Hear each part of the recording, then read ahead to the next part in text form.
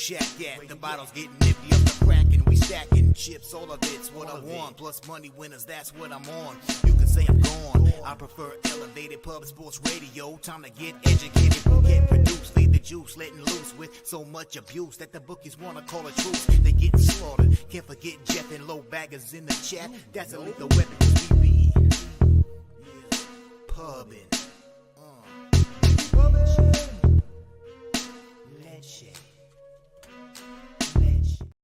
What up, cappers, gamblers, punters, hustlers, low baggers? Happy Friday, January 20th to all of you. Thank you for watching Betting with the Bag right here on Pub Sports Radio. Our producer, Jose Bouquet, is not with us today, so it's going to be a little dodgy, a little shaky, but I will do the best that I can. Thank you guys so much for joining us. We have a huge card today. Just 2 NHL games, but 14, I believe, NCAA basketball games, and then 9 NBA games. We have Bobano for NHL and college basketball, and we have Durrell joining us for NBA. NBA went south again for me. It's just unbelievable. Unbelievable how bad it's been for me this week, and I'm still profitable this week thanks to college basketball. 6-1 yesterday in college basketball with you guys. That makes me 10-2 in the 2 days when I've just done college basketball solo with you guys. Minnesota plus 13.5, my only loser. UNC Wilmington Hofstra under 140, cash or easy. Indiana plus 6.5. Straight up winner, just such an easy casher. Indiana, Illinois under 145.5 was very fortunate. It was one of those spots where usually they go against you, but here I was lucky that it ended at 145. Loyola Marymount first half plus 9. They win outright. Stopped the 67-game winning streak for Gonzaga at home. Yeah, Arizona first half -4 was so easy. Wasn't that so easy? I doubled that up with USC first half team total under 33.5. The only thing that stood out to me was I should have followed my plan and moved on the Utes at home after their ugly road trip. That was the only thing. I should have gone 7-1, but I'll take 6-1 plus 4.9 units. NBA 0-2, just can't get right, and it's alarming and embarrassing. And then in NHL, we went 3-3. Rangers lost, Oilers won, Kings -1 lost, Boston, New York Rangers under 5.5 cash. Back-to-back cashers in Boston Bruins games on the 5.5 total at plus money when they've been juiced to the over. Winnipeg, Toronto under 6.5 was very easy, but Jets plus 155 was a mistake. Thank you guys all so much for joining us. Great to see all you guys. Sharon Pulliam in the house. Ken Mizrahi ready to get to work. Thank you for the kind words, Ken. There's a rant. Says NBA slate tricky. Any college basketball looks. We're going to have a ton of college basketball looks. As good as I've been in college basketball, I'm now 63-43 on our show, 59.4% plus 15.75 units, ROI plus 14.86%. As good as I've been, Bobano's been better.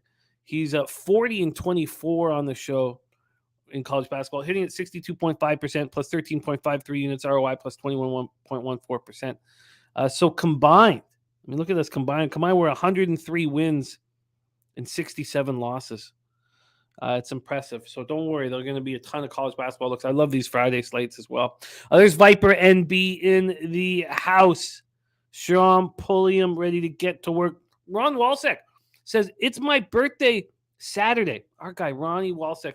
And my pick for you all is the Giants plus 7.5 in money line also.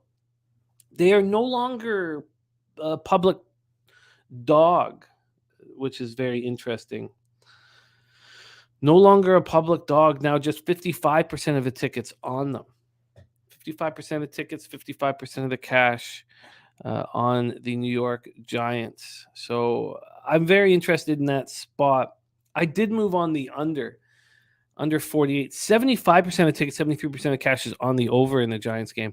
Happy early birthday. A birthday weekend for Ron Walsek, whom we love dearly. Paper Chaser in the house. PG 00187 ready to get to work. Serious Business. Jay Peasy, Rocco Rogers, Alfred, Jimmy Gomez, Billy Friedrich, Rez Mob, Slats. He says after best night in NHL, worst night of the year. Damn. Hate that happened for you tonight. Avs money line and over 5.5. A very interesting situation there with Cale Makar maybe not being in the lineup tonight. We need to know that. We need to know that if he's in, because if he's not in, now you have 3 of your top 4 defensemen, maybe 3 of your top 5 if you count Bowen Byram in the top 4 and on. It's arguable. There's Prince of the City. Was at the Flyers game last night. Nice, man. At the Flyers game last night. Says, I had the Hawks. I was shocked of the people who were back in the Flyers at that as a huge favorite. It was shock and awe for me. Shock and awe. Coin ready to get to work. Santa Clara did catch. That was another spot. Those were spots I wish I had have moved on. I love it. Paper Chaser getting that money. It's Mike M. B. Ball, 619. Marquise Willis ready to go. We got Vincent Siggers, Nunya, RVD 420. Mike Wilkerson saying the over in the New Mexico game. Von Polo, Nut Flush Allen. We have Jay joining us. Great to see all of you guys. Very, very fun Friday ahead of us. So huge card on the hard court. Not much here on the hardwood, I should say. Not much in NHL. Not a lot of excitement on the ice. We do have 2 games.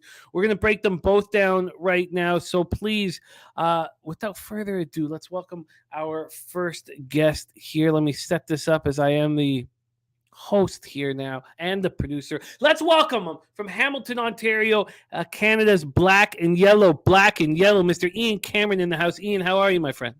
I just realized I put myself on the screen, not you. That's usually your job. But good to be with you, Jimmy. It's all good, buddy. How are you, my man? I'm good. I'm ready to go. It's actually, we might be out of here in an hour today. We've only got 2 games and a lot less college basketball. So it's going to be a shorter stay than usual. I don't know how short it will be. We still have 16 games. We'll still draw it out pretty well. Yeah. I imagine that we'll be. I have told Daryl to join us in an hour and 20 minutes, but if we're finished early, that would be fine. Danny Lopez, Sammy Culmer in the house. There is Slatsy, saturated. Saturated. Jose's got a big golf tournament today, and it's very important because Palooza 2 is coming up in a little over 2 months in San Antonio for UFC San Antonio. It's all kind of centered around that, but we are having a par 3 tournament, and he's at that course today playing in the tournament fundraiser. I think it's for UTSA's baseball team, I believe, but he is talking with them to hook us up. We're discussing having that whole course to ourselves. So big news here. Another chance for us all to party together. It's just one weekend in San Antonio, Friday, Saturday, Sunday. So I'm going to fly in Thursday, probably bounce out on Monday, but we're still in discussions about all of that. But we are moving for another Palooza in San Antonio. Now, I know a lot of you guys want us to do Atlantic City, and that's still in the works. So we still have that cup of coffee promo that we've done. All that money is still there. We're still in talks about an East Coast trip, but with UFC in San Antonio and all of the UFC cappers all going over to San Antonio, we're going to have a big party there. So Palooza 2 in San Antonio, and that I believe the Saturday is the 25th of March. That's the big UFC night. All right, and Prince City says you ain't coming to New Jersey. You know we want to, so we're still in talks about that. We're still in talks about all of that. Vincent Singer says, let's go. I'll be at UFC Fight Night San Antonio. Oh, man. Perfect, Vincent. Perfect. We're going to be partying at the Southtown 101 the whole time. Home base. Yep. Yeah, home. It's going to be fun. And, we had a practice run last year. So some things we would do differently, and we're going to try to do them differently here. So I'm really excited about the trip. Bobano, my friend, are you ready to get to work? I am ready. Yeah, let's do it. All right, let's go. So we start in NHL. Last Friday, Bobano had a nice day on the show. He was profitable in both hockey and college basketball. In NHL, because we have these light cards on Friday, he gave us Penguins team total over 3.5. They're not playing very well, and I'm interested in talking about the rematch that they have with the Senators here tonight. And he had the Oilers money line and plus an over 5.5 parlay plus 142. So we ended up a quarter unit. Let's get to work right now, Bobano. That's wrong. Here we go. Jose did put the graphics together for us, which I'm very thankful for. Thank you for that, Mr. Bouquet. Let's get to work right now. We start in Pittsburgh, 7 p.m. Eastern. Ottawa Senators 20-21-3, 8-11-2 on the road at Pittsburgh Penguins 22-15-7, 12-5-4 at home. PPG Paints Arena in Pittsburgh, Pennsylvania. We have Cam Talbot 11-12-1, 2.91 goals against average, 903 save percentage, 1 shutout listed. He's not been very good of late. And they have Tristan Jarry listed. We know that he's been hurt and Smith has been in net. Do you expect Jarry to be back for this one? It's potential. They said it was going to be known after morning skate, so we'll have to wait and see. But he's closing in on a return. He's been quite a bit better than Smith this year. 15-5-4, 2.75 goals against average, 918 save percentage, 1 shutout. Ottawa 5-5-0 over their past 10, 24.3% power play rolling, and 85.7% penalty killing. So special teams have been strong. Pittsburgh 3-5-3, 15.6% power play, 71.1% penalty killing over that stretch. These teams just met in the 5-4 overtime victory for the Senators in Ottawa Wednesday night. I was on the Senators in that game, and it was a strange one. I believe if these two teams played in a 7-game series right now, that the Senators could win it. This is a Pittsburgh team missing Letang, Petrie, and Ruda. Both Letang and Ruda are capable of returning, but when Brad Dumoulin and Chad Ruhwedel are your top pair defensemen, you're in big trouble. And they're showing that right now. I came very close to wanting to move on the Ottawa Senators, but it was a very strange game on Wednesday night. Let's just take a look at the line history right now, and then we'll discuss what went down on Wednesday night. First off, the Senators opened up at plus 130. They're now at plus 120. They've moved just 5 cents at Bet365. They moved to plus 125 about 30 minutes ago. I saw them at plus 130 and thought that was the only way I was looking. This total is at 6.5. It's not moving from the pick'em line. Brady Tkachuk scored 25 seconds into overtime. Senators beat the Pens 5-4 in Canada on Wednesday. Tkachuk had 3 assists. The Senators outshot the Penguins 40-19, but the Senators had 9 power play opportunities. They scored 4 power play goals. Also, we talked about Josh Norris returning to the team and how big that was going to be for the squad. And it was. He didn't register a point, played 19-14. He's listed as the second-line centerman between DeBrincat and Giroux, but he's coming off a shoulder injury, and he didn't take a face-off. And that hurts if your centerman is not in the center position. It gets a little confusing. It gets a little confusing when you have to do the switch immediately and play the center role defensively, even though you're lined up on the hash marks. And mistakes can be made. Mistakes are often made in that situation. So with that all being said, I didn't move on this game. Let's hear your plan. There's our guy, DC Capper, in the house. Slatsy says back-to-back and Sullivan was livid at the refs. Do Pens get some calls tonight? Over 4-0 in Pittsburgh last 4. That is a good question. Lee Davis says Jarry was the first goalie at morning skate. And same Billy Friedrich saying the same thing. Gaming Heavy says, when is Palooza coming to Vegas? Good question, Gaming Heavy. And we'll have more information as we move forward. This is just the second one we've ever done. Take it away here, Bobano. Senators, Penguins. Yeah, this game, you look at it, it's been overs. I mean, like crazy between these two teams. Other than a 2-0 win for Pittsburgh in February of last season, you've seen 6-1 to the over in the last 7 meetings. We saw 5-4 the other night between these two teams. Kind of has me thinking that's the way this game's going to roll. And to be honest with you, I think I probably will go over 6.5 and make that official in this game. Now, we'll see who's in net. Forsberg, of course, could be in net for Ottawa. He should be in net probably because Talbot should be punished for the way he played the other night. I thought he was awful, and Ottawa still won in spite of him.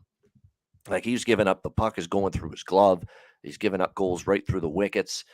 He was not good at all following that game. Now, the last time we saw Forsberg in net was that Colorado game where he got just, lit up for 7 goals. This would be his first appearance since then, but obviously, Forsberg hasn't been great either. He's given up 13 goals in his last 3 starts in net for the Ottawa Senators. So basically, they've got issues with both of their goaltenders right now in this one.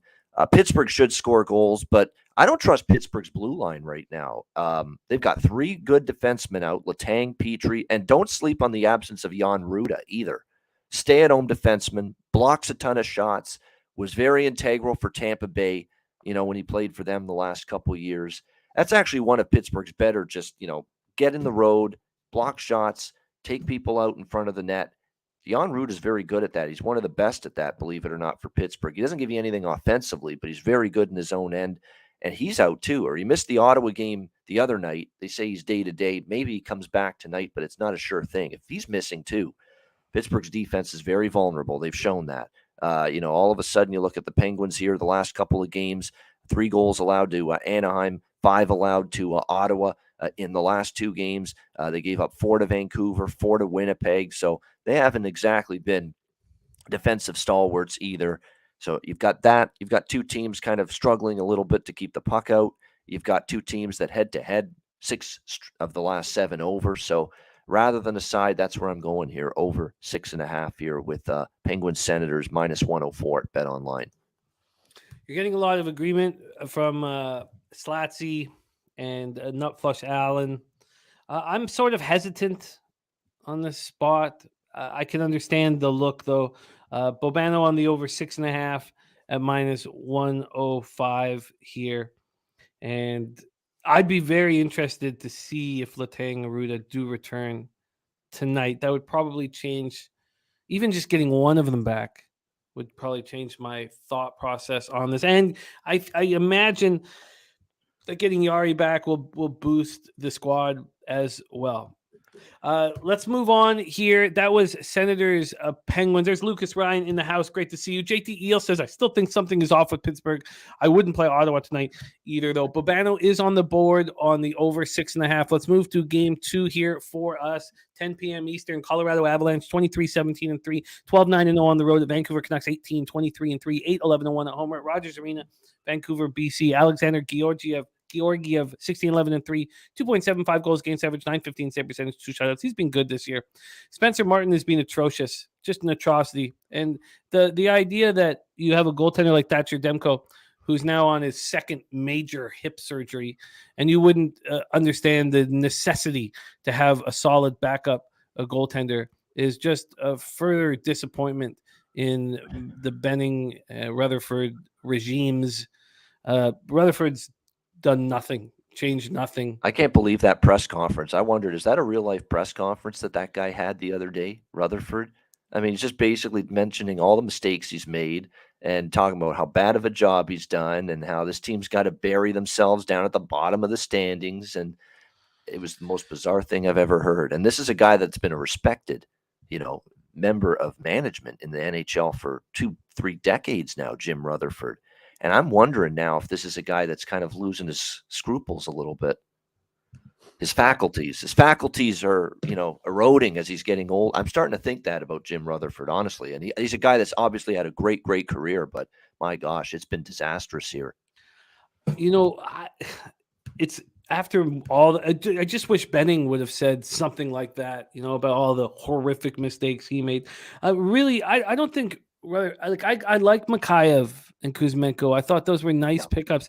The problem is that he probably believed in our defense a little more than he should, because it's the worst defense I've ever seen in the history of the Vancouver Canucks. And that was all Benning putting that monstrosity together. Yeah. It was all Benning trying to save his job. I wish we had. Remember why Trevor Linden left in the first place? I mean, the greatest Canuck in the history of the franchise. And he bailed.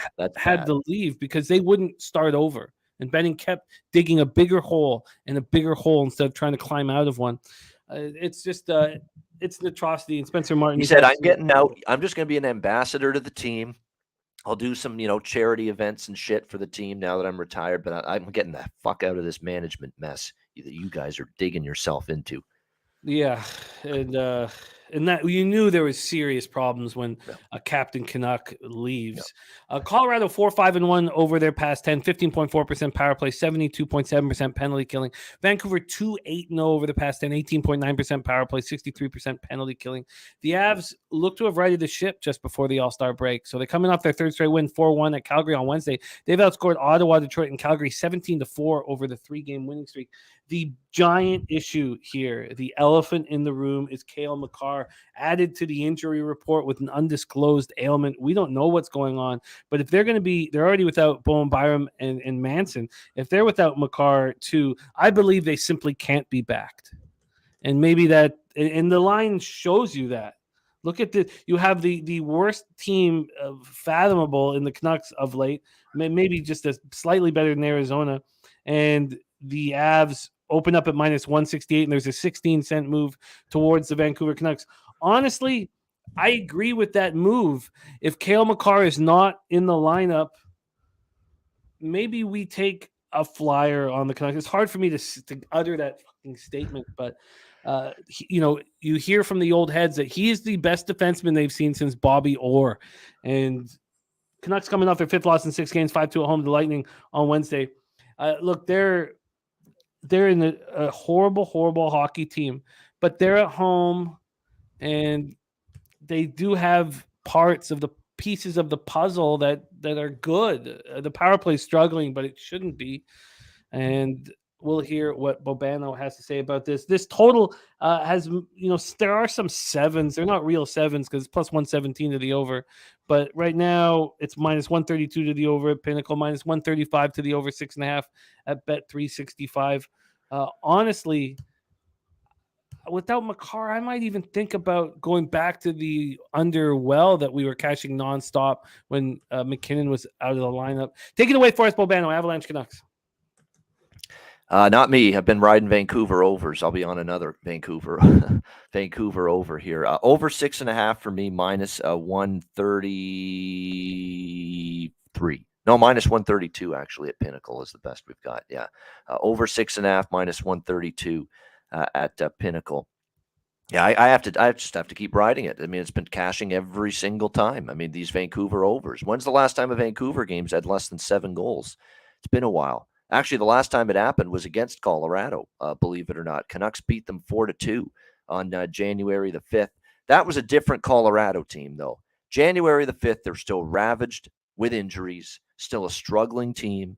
They're a lot healthier now, Colorado. And look, they're getting their offense back on track. Even without Cale Makar against Calgary, they score 4 goals. They jump on the Flames in the first period.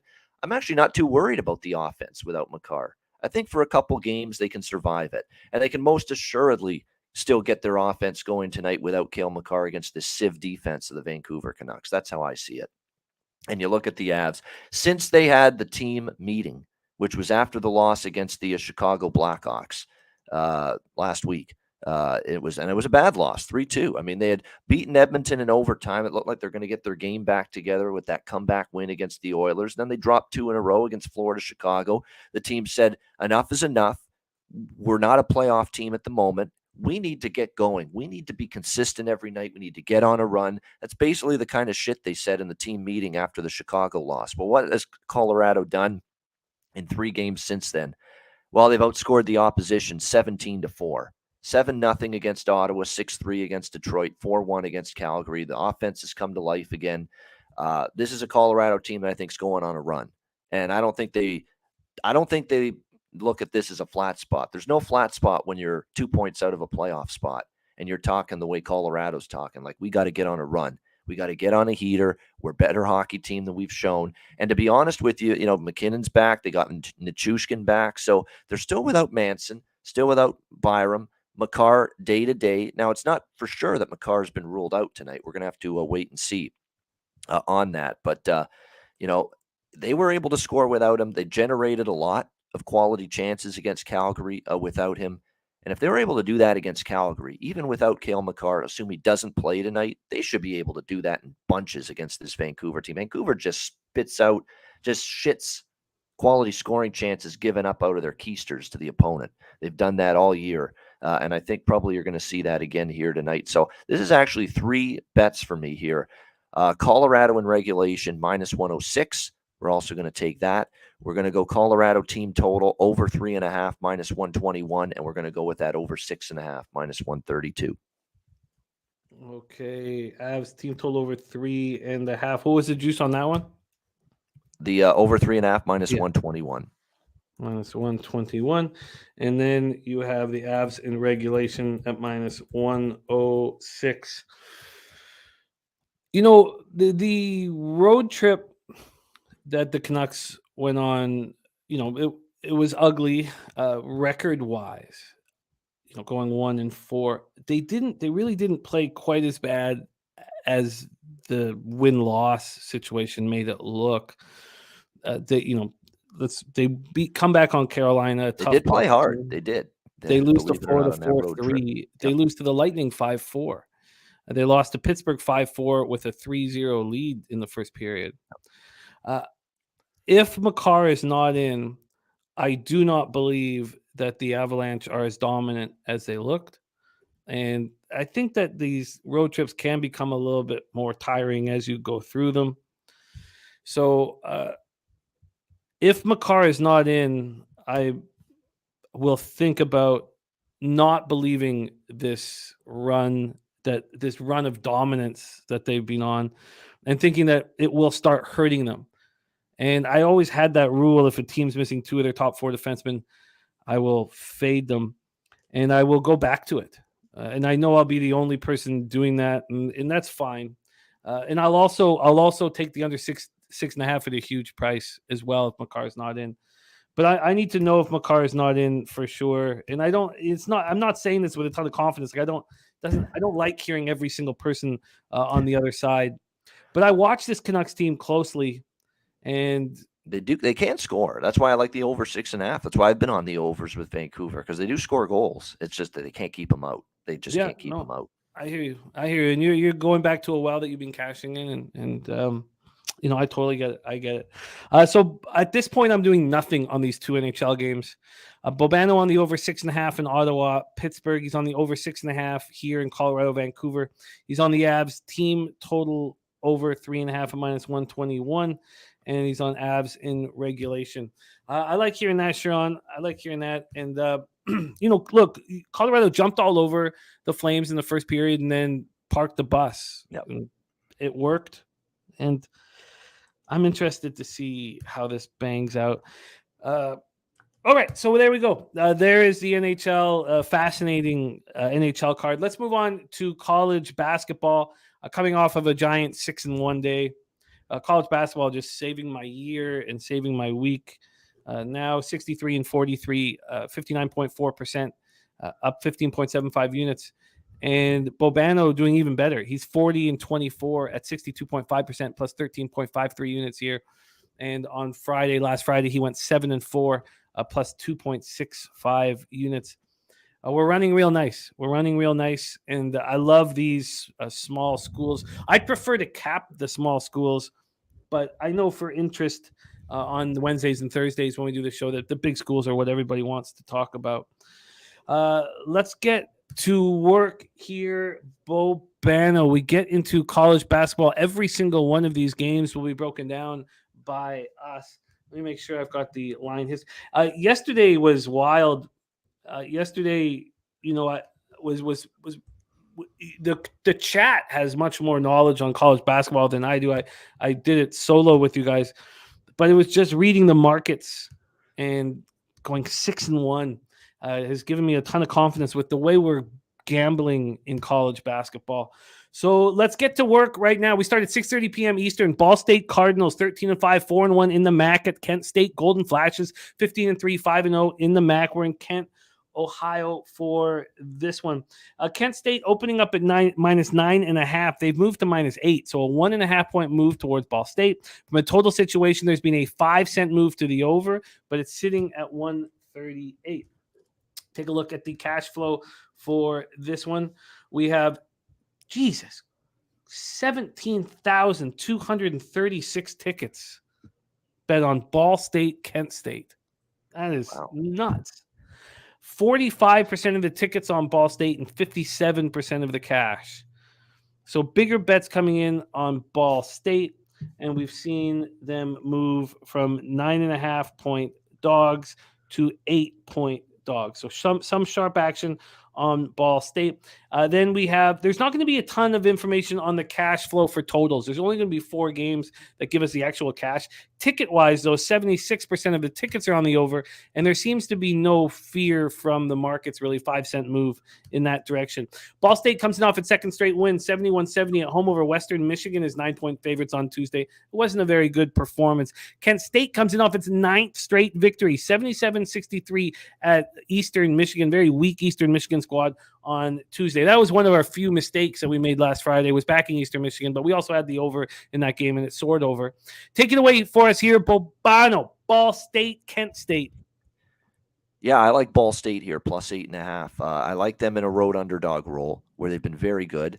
Well, actually, against Ohio, they didn't cover, but they lost by 5. They weren't blown out. They were in the game. At Toledo, they won outright as 8.5-point dogs, 90-83. It was very impressive. Their offense went toe-to-toe with one of the best scoring teams, shooting teams in certainly the MAC, maybe the entire country.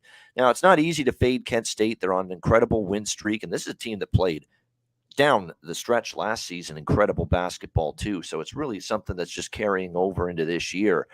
They have a win against Toledo at home, 75-63 on their resume too. They've won and covered on the road 2 in a row at Ohio and Eastern Michigan. But I think you're selling a little bit high on Kent State here. Ball State, I think, has got the capability here of competing. And if you actually look at series history here, Ball State's covered 3 of the last 4 head-to-head meetings against Kent State. So it's been a competitive matchup. What I like here is that Ball State can really shoot the basketball. There is probably a little bit of an edge defensively to Kent State, no question. But I think the fact that this is a very, very good shooting team for Ball State, it's got the ability to keep them around in this game. So totals-wise, you look at this matchup here. Kent State's been trending under because the defense has been real solid. Ball State, their last 2 games have gone under, but on the road, they've gone over. So I think the total 138 could go either way. I don't have a strong feel for that, but I like the road dog here, plus 8.5. And I like that Kent State comes in off let's be honest, a very easy win against an Eastern Michigan team that just cannot get stops defensively. This will be a little tougher for them coming back home here against Ball State. So I like the Cardinals here, plus 8.5. Yeah, this makes sense to me. Your look on them. We can get you that 8.5 at minus 107. I imagine that you're going to have to move quickly if you want the 8.5s. I imagine when I bet this, it'll be at 8.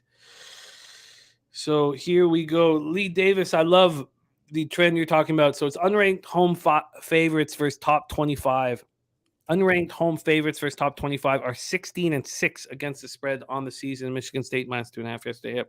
It's great work, Lee Davis. Thank you for and it says still back testing to see if this trend is profitable. I imagine it will be in both college football and college basketball. Ball State plus 8.5 for Bobano, and I am interested. I'm very interested. So let's move on to the next ball on the board. 7 p.m. Eastern. Oh, let me get this. We have Mount St. Mary's Mountaineers, 6-12, 5-2 in the Metro Atlantic, and Siena Saints, 12-6, 6-1 in conference. 2 very good teams in conference thus far. We're in MVP Arena in Albany, New York for this one. We'll go to the line history for this. We have another big dog. Mount St. Mary's opening up at plus 8.5. They're right there. They got up to 9 for a little bit, but they're exactly where they opened at Pinnacle. Totals wise, it's open at 131.5 and it's dropped to 129. So a 2.5-point drop over in the total. Let's take a look at the cash flow here. We have 4,359 tickets in, 46% of tickets and 73% of the cash on the Mount. So sharp action on the Mount. 62% of the tickets are on the under. We don't have a cash flow, but we see the total dropping quite quickly. So obviously the books are concerned with the action on the under. Mount St. Mary's comes in off its 3rd straight loss, 58-51 at home to Quinnipiac on Sunday. It's 6-point dogs. They turned the ball over 17 times, shot 35.6% from the field and 23.5% from 3. They were awful. Is this the bounce back spot for them is the question. Siena had their 5-game winning streak snapped and lost their first in-conference game of the year, 66-62 at Canisius on Sundays, 4.5-point favorites. They also shot poorly, 36.4% from the field and 30% from 3. Take it away for us here, Bobano, the Mount at Siena. Yeah, the Mount's not very good this year. The Mount is had better teams than this one. They've obviously had a tough time here acclimating themselves to the Metro Atlantic, their new conference. They're a horrible offensive team, just brutal. They can't make shots. 50 points, not even getting to the 60s in 4 of their last 5 games, this Mount St. Mary's team. I mean, they're just horrendous offensively, and you'd better be planning on scoring if you're going to beat Siena. This is not one road underdog I want, especially with Siena coming off a loss. Siena's the better team.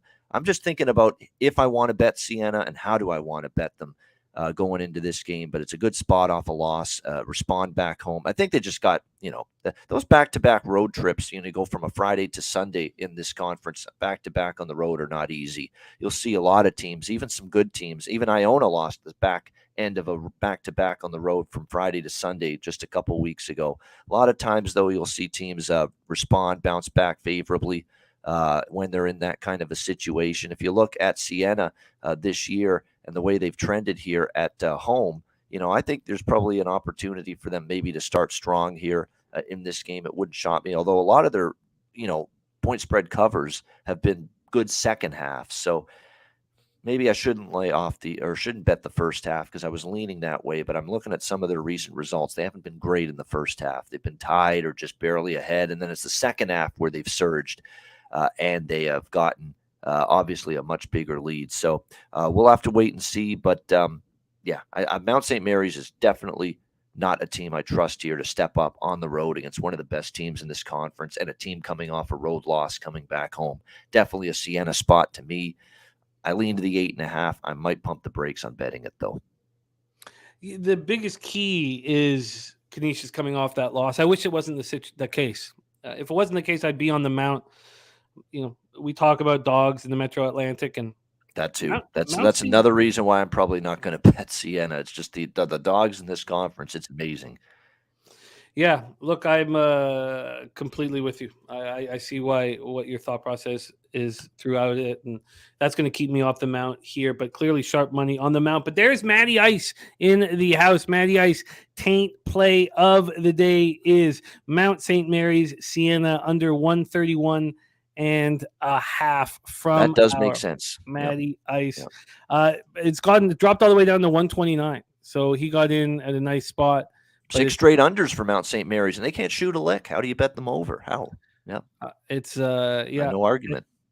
The only argument I would have over it here is how bad both teams just shot the ball. I could see an uptick, and that was. Siena's capable of scoring 70s or even 80 if they're really on. It's just Mount St. Mary's has shown you they suck offensively. I don't think there's anything they can do to improve. Well, 23.5 from 3, 35.6 from the field. But that's the only reason why I brought the field goal percentages in, was because I was concerned that they could improve. Both teams could shoot better. But I like it. Taint is in Mount St. Mary's, Siena under 131.5. All right, let's move on. There we go. I got Matty Ice's action there. We move on. Next up for us. Let me move this here. Next up for us is Niagara Purple Eagles, 9-8, 4-4 in the Metro Atlantic. At Ryder Bronx, 7-9, 4-3 in conference. We're at Alumni Gymnasium in Lawrenceville, New Jersey. Let's go over to the line history here for this one. Here we go. We have Niagara opening up at +5.5 and is now at +4.5. Grit and Grind asking about, where do you see the sharp action? It's funny, with Sports Insights, I don't go to their sharp action tab. I put it together with just looking at the tickets and numbers and seeing if the market is moving in that direction. I'd rather focus on that than have someone tell me, that's the sharp action. That's worked much better for me. So I don't even look at their category for sharp action.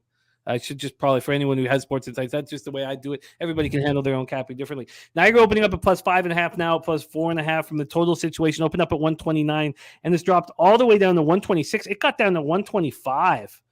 But it's back at 126. So a big move to the under and a small move to Niagara.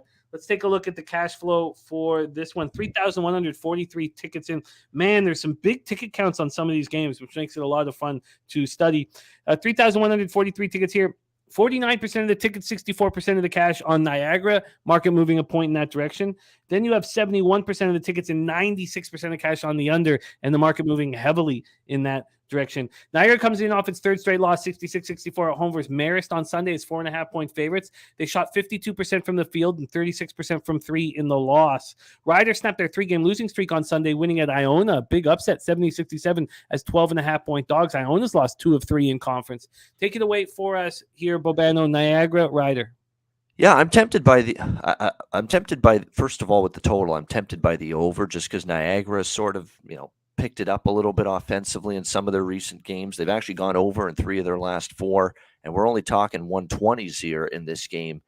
But they did play earlier this season, just a few weeks ago, 61-59. The total was 130. It stayed under. So I may stay off it, but I know I've cashed a couple Niagara overs lately here. I do like Niagara side, though. That is official for me. Niagara plus 5.5, minus 118 at FanDuel. We'll lock that in as official here in this game. Again, here in this Metro Atlantic Conference, we talk about how the road underdogs have been pretty good. You've got Riders struggling mightily in conference play. They got their first or only their second win in conference play in their last game. The big upset at Iona, 70-67, 12.5-point dogs. Do I trust Ryder to keep it going? Not necessarily. Let's not forget, this team lost at Niagara, lost at home to Quinnipiac by 9, lost at Siena before that, and failed to cover in all 3 of those games. And you start to look, too, at this team on their home floor. They've been dreadful. They've been absolutely dreadful lately here at home. Delaware lost outright as favorites. Marist didn't cover. They won as favorites, but they did not cover the number in that game. Quinnipiac, they lost as a slight favorite. I mean, laying points with them, especially here at home, has not been a winning proposition with this Ryder Bronx team. Niagara in conference play, they've lost 3 in a row, but I think that has them focused, trying to get off the schneid. And to be honest, in the 3 losses, they're right there in each game. 5-point loss at Manhattan, 6-point loss to Siena, 2-point loss against Marist. Series history since the beginning of last season, 3-point game, 2-point game, and a 2-point game between these 2 teams. So no margin between either of them. So getting 5.5 with Niagara looks like a good way to go.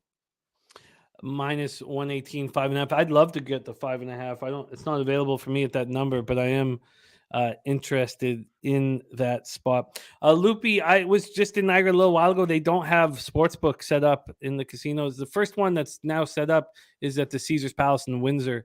So they're all going to be set up soon. But last time I was there, nothing was set up. Is there a net profit show today? Asking for Rem Most. Yeah, there is. Oh, yeah, Okay. There is. Yeah, there is. Actually, this might be a Friday where I get Cabby to fill in for me with Connor, but there will be a show. No, and I still might be on it. We'll see. But there will be a show. Yeah. Niagara plus 5.5 at minus 118 for Bobano. I like that spot too. And the under is being pummeled right now. I don't want to go up against it, even though I can understand some ideas to follow through with that. I kind of wish Ryder was still on the road. I wonder if they can gain any momentum off that big upset. But I like the look of Niagara to keep this one close. I like it. Let's move on next up here. And Loopy says, I don't know. I was so upset that they didn't have the new sports book in there that I just walked out in disgust. So I didn't stick around to see if they were still doing the 2-team parlays. I was just like, what are you guys doing? It's legal now. There's all this I was like, I caused a bit of a scene and I left. Let's move on. Next up for St. Peter's Peacocks. We both cashed on them last week. I had them first half. You had them full game. 7-11, 2-7 in conference at Marist Red Foxes. I cashed on them last Friday as well. McCann Arena here. Marist 7-9, 3-4 in conference, but that's 3 straight wins. They're coming off that 66-64 win at Niagara's 4.5-point dogs. St. Peter's comes in off its 5th straight loss, 56-52 at home versus Fairfield on Sunday as 1.5-point favorites. Imagine betting the Peacocks as favorites in that spot. They shot 27.6% from the field and 12.5% from 3. This team just can't get buckets. Let's take a look at the line history here for this one. St. Peter's Marist. So we have Marist opening up at -2.5. There's actually been a 4-cent move to St. Peter's, but St. Peter's did get up to +3 for a little bit. Now it's still at 2.5. This total opened up at 121.5. So low. Now up to 122.5. Cash wise here, you have 2,686 tickets in. 30% of the tickets and 83% of the cash is on St. Peter's to bounce back. That's wild. And then 12% of the tickets are on the over, but 50% of the cash. And this total is so low. You have to think Marist is playing better basketball right now, but you have to think that St. Peter's is going to shoot better than they did in their game against Fairfield at home. It'll be nice to get away, get on the road. Take it away for us here, Bobano, St. Peter's, Marist. Yeah, this is obviously an extremely low total here in this matchup. Marist, the last couple of, they've actually trended 1, 2, 3, 4, 5, 6, 7, and 1 to the over in their last 8 games. St. Peter's has been a dead nuts under team. I'm not going to sugarcoat it. I mean, 9 and 1 to the under, another team that just cannot shoot a lick. They're like another Mount St. Mary's in this conference. There's no question about that. But I'll tell you what, you look back now and you see the series history between these two. And the series history, you want to see something funny. The games at St. Peter's between Marist and St. Peter's going back to 2019, or I should say 2020, under, 4 unders. But here at Marist, we've seen 65-59, 124, 71-68, 139, 72-61, 133 points, and 131 last year in the meeting at Marist. 69-62 was the final score in that game. I think in this matchup, I'm taking a shot over 122 is the number here. I'm going to go with that. I mean, it's you're not asking for much. We're not asking for a shootout here between the. Actually, you know what? It's over 121.5 at FanDuel, FanDuel, Bet, Rivers. They've all got 121.5 on this total. So let's do 121.5 minus 110 at FanDuel with the over here in this game. It's very low. I get it. St. Peter's can't shoot. And the last 3 games, they've been awful in that regard. But, I think in this matchup here, Marist is another one of those teams I've been cashing some overs with. I have. They've been a little bit better offensively, and at times defensively, we've seen them really struggle and fall apart, to be quite honest with you. So I think when you put things together, there's opportunities for the offense to improve here for St. Peter's against a Marist team that defensively, at least in their last 8 games, they've had multiple times where they've given up into the 70s, even a game there that they gave up into the 80s. No question about that. And Marist, we know, is not great offensively either. I get all that, but talking about a very, very low total here, 122. And we've seen enough between these two teams in the past where there's been enough matchup advantages offensively where they've been able to exceed, a total in this range, especially here when the games are played on the home court of this Marist Red Foxes team. So again, it's been one of those bizarre trends where every game at St. Peter's with these two over the last few years has gone under, but pretty much every game at Marist has gone over. So we'll ride that trend here and go over 121.5. I like it. I expect the Peacocks. I mean, how could they not shoot better? Get out of their home floor. Nobody's watching them play. Everybody's down on them with the mass exodus they had in the transfer market in the offseason. And now you have them shooting abysmally, and now get out on the road. And you have the Sharps on St. Peter's, which I don't know if I'm willing to do, but I am thinking that we can get to that over if they shoot 36% and 25 from 3, which is definitely possible. Millsy, we started with the Kent State game. My man, that was our first one off the hop. Bobano on the over 121.5 and minus 110. I'd have to bet it at 122.5, but I do like it. I do like it. I like that play. And it would be St. Peter's or nothing. I'm not going to go up against sharp action here. All right, let's move on. 7 p.m. Eastern. Next up for us, we have Iona Gales, 12-6, 5-2 in the Metro Atlantic, and Manhattan Jaspers, 6-10, but 4-3 in conference. We're at Draddy Gymnasium in Riverdale, New York. Let's take a look at the situation here, line history-wise. We have Iona Iona opening up as 13-point favorites. They're now 14-point favorites. The betting public's still all over this basketball team when they've lost 2 of 3 in conference. This total opened up at 141.5 and has dropped to 139. Let's take a look at the cash flow here. We have 2,991 tickets in. 36% of the tickets and 88% of the cash on Iona. Sharp money on Iona. Line moving from 13 to 14. Then we have 33% of the tickets and 56% of the cash on the under, and we see the market's concern there, dropping it a couple of points here. Our guy Jarek White in the house says, let me get a birthday pick for my boy Keenan, who's visiting for the weekend. Absolutely, Jarek. We will go over all action here as soon as we finish up this college basketball. So I'll just put a note right here. And happy birthday, Keenan. Respect, man.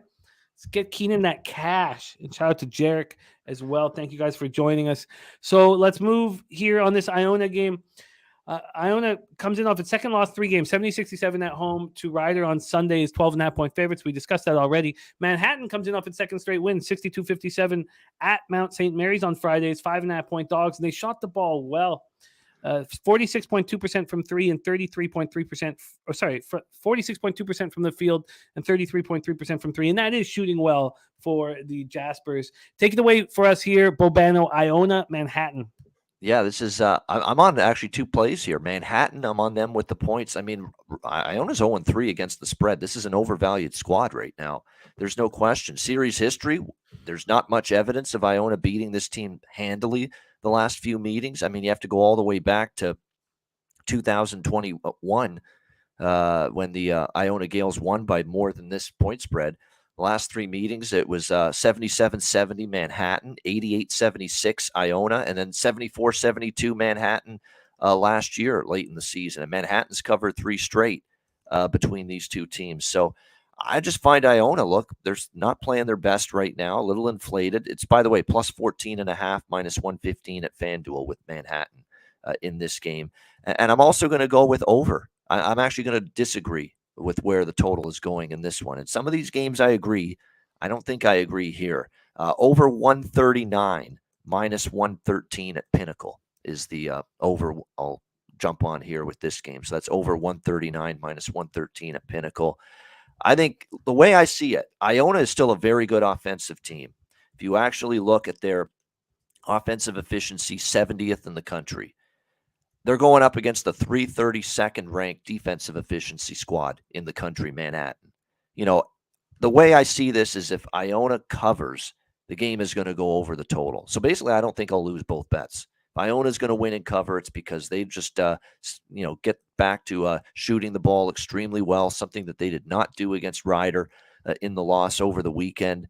And they could shoot the ball a lot better and maybe still not cover, though, because you're talking about laying 14 points here in this game. And if you actually look at Manhattan, yes, offensive woes have been an issue for them during the losing streak. That was definitely the problem. But last couple games, they've been at least a little bit better in that regard. And if you look at series history with Iona Manhattan, Manhattan's actually had no problem putting the ball in against Iona. Manhattan scored 77, 76, and 74. In the last 3 head-to-head meetings versus the Gales. If they do that tonight, this game is definitely going over the total. So I like the over at 139, minus 113 at Pinnacle, and Manhattan plus 14.5, minus 115 at FanDuel. So dog and over for me in this game. You got it. You are hooked up here. Also, we can get you that at minus 110, the 139 that's available at Bookmaker, over 139 minus 110. Okay. And then with Manhattan, there are no hooks here that I can find. So plus 14.5 minus 110 that you found is the best available. I'm going to have to stay off this spot. As you guys know, I just don't like going up against the sharp money, even if I don't know what the hell's going on with Iona over the last few games. But big bets are saying that they're going to smash, and market moving towards them. I will cheer you on here. Let's move on to the next spot on the board. Also, our guy Chris DeHood, it's his birthday on Sunday as well. So we got Keenan and Chris celebrating birthdays. So we're going to give him some birthday picks here. We'll do one with Bobano. We'll do another one with our NBA expert, Daryl Rice. Let's move on to the next spot on the board. 7 p.m. Eastern, Canisius Golden Griffins 5-12, 3-5 in the Metro Atlantic at the Fairfield Stags 7-10, 3-4 in conference. We're at the Leo D. Mahoney Arena in Fairfield, Connecticut. We'll start with the line history here for this Golden Griffin affair. We have Canisius opening up as 4.5-point dogs. They're now 5-point dogs at Pinnacle. Totals wise, it opened up at 130.5 and is now up to 132. Let's take a look at the cash and see if it is correlating with that. We have 1,875 tickets in, and we have no help on the side. 51% of the tickets are on Fairfield, and we have no cash. So no help there. And then no help really with the tickets. 57% of the tickets are on the under for the total, but no idea where the cash is. Canisius comes in off its third win in 4 games, 66-62 at home versus Siena on Sundays, 4.5-point dogs. Fairfield snapped their 3-game losing streak with that 56-52 win at St. Peter's on Sundays, 1.5-point dogs. Fairfield got very fortunate, was very fortunate in that basketball game. They turned the ball over 16 times, but St. Peter's just couldn't hit a single bucket, and they got away with it. Now we have Canisius, who is more than capable of heating up, and they've done that over the last 4. But the market's sort of moving towards the Stags. Take it away for us here, Bobano, Canisius, Fairfield.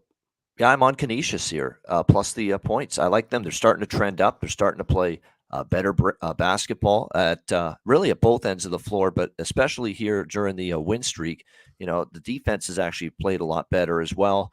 The win at Manhattan, win at St. Peter's, win versus Siena, one of the top teams in the conference. Very impressive win. They had a bad game against Marist, 76-58, but really outside of that, it's been improved basketball. But the defensive improvements have been the big part of it for Canisius. So do you want to lay points at? We talk about, again, this conference, the Metro Atlantic being a tough conference to lay points with, you know, on the home floor. Here's Fairfield as home favorites in conference play so far. Siena, they were 2-point favorites. They lost outright.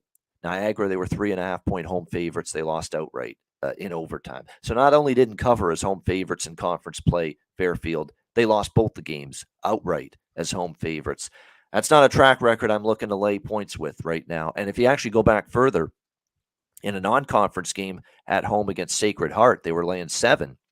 Another spot as home favorites. They only won by 2. So they've been dreadful, the Stags, laying points at home. Canisius starting to play their best ball of the year, as you mentioned, 3 of the last 4. Last year's meeting here at Fairfield, 80-76 Fairfield in overtime, 4-point win. Canisius covered as 5.5-point dogs, right around the same number we're getting here, Canisius +5. So, yeah, I think, again, Fairfield will struggle to win this game at all as home favorites, just like they've done repeatedly, let alone win by margin. So, yeah, Canisius +5, -108 at Pinnacle. Yeah, I get it. I would sure prefer to see the market moving towards them a little bit. I mean, it's just a half point, but Canisius +5. What was the juice on that? -108. -108. Everything makes sense from the X's and O's. Yep. And, you know, I know that's your focus. My focus ends up trending towards the market. I'm going to have to stay off of this just because I want the market to be going with my action. But I completely understand why you'd want Canisius here at this number against Fairfield, who were very fortunate to. Now, it was a road victory, but still very fortunate to win at St. Peter's on Sunday, playing as poorly as they did, turning the ball over 16 times. Okay, let's roll. Thank you, Terrell Riley, for letting me know about the graphic. I'm producing this one on my own, so it's there will be some mistakes here and there. Let's move on to the big boys. We've gone with the smaller conferences. We'll get back to the smaller conferences, but we're going to go over to the big boys. We got Big East, and then we got a huge A10 battle in Richmond. Nice interstate battle. So let's move on to the next spot on the board, though. Big East action. Villanova Wildcats. what a disappointment they've been this year. 9-10, 3-5 in the Big East. At the St. John's Red Storm, 13-6, also 3-5 in the Big East. We're in Madison Square Garden in New York, for this one. Let's take a look at the line history here. We have very little movement. St. John's opened up as 4-point favorites. There's been a 4-cent move to Villanova. There had been a 3-cent move to St. John's, so very little movement. Totals wise, it's opened up at 151 and it's dropped to 150. Let's take a look at the cash flow here for Nova St. John's. We have 5,576 tickets in. 33% of the tickets and 43% of the cash is on Villanova. Then cash wise, we have 30% of the tickets and 69% of the cash on the under. I think each move, their slight move where the sharp money is, makes sense to me. Villanova comes in off snapping its 3-game losing streak with a 77-73 win at home over Georgetown on Monday. Yeah, it was ugly. And Georgetown's bad, and they should have made it look easier. But St. John's comes in off an extremely impressive victory at Connecticut on Sunday. You could almost, so far this year, a season-defining victory, 85-74 at Connecticut on Sunday. I wonder if this is a letdown spot for the Red Storm. And notice that the market's not moving towards the Red Storm. I mean, you would think that this line would be at 6.5 to open up, especially after what we just watched St. John's do at Connecticut. Take it away for us, Bobano. Villanova, St. John's. Yeah, I mean, to me, I could only actually look at St. John's here, but I mean, St. John's has had no success recently against Villanova. Villanova's won 5 straight. I can't get over that. And now you got to lay 4 with St. John's. Man, you're not getting a bargain here with St. John. But I don't want Nova. This is not the same Nova team. And it's not. And I've been fading Nova. Nova's 0-4 ATS in their last 4 games. They've been completely overvalued. They haven't beaten anybody good in this conference outside of Georgetown. And they beat St. John's 78-63. So it's revenge for St. John's. You could argue St. John's is actually the team in better form right now. They've won 2 in a row. The huge win against UConn. They almost beat Providence, another very good team on the road. They only lost by 3. St. John's is picking up their game, no question. And you look at Villanova. They've been awful defensively at times. It's not even close to that same team. There's clearly been some growing pains post Jay Wright era. No question. We're finding out Kyle Neptune doesn't necessarily have the same cachet with this program that Jay Wright did. But it's not just that. I just don't think they're as talented as they've been in the past. I don't think they've got the game breakers offensively they once did. I find for them, there's too much reliance on a couple of guys like Dixon and Daniels. And after that, you don't exactly get step-up contributions game in and game out. Whitmore's inconsistent. Slater's inconsistent. Defense, again, in and out all season long. Villanova's, overvalued. They failed to cover in 4 straight. I've faded Villanova against Georgetown. That tells you how bad things are going with Villanova. I actually took Georgetown on Monday, plus the points against Villanova. And Georgetown could have won the game, wire to wire. They were leading a large part of that game, and they ended up losing by 4. So want no part of Villanova. But St. John's can't seem to beat this team. St. John's has lost 5 in a row. You're not getting a bargain with St. John's here, -4, so I'm off the game. I agree. I agree situationally that this would be Nova or pass. I wonder what this first half is going to look like.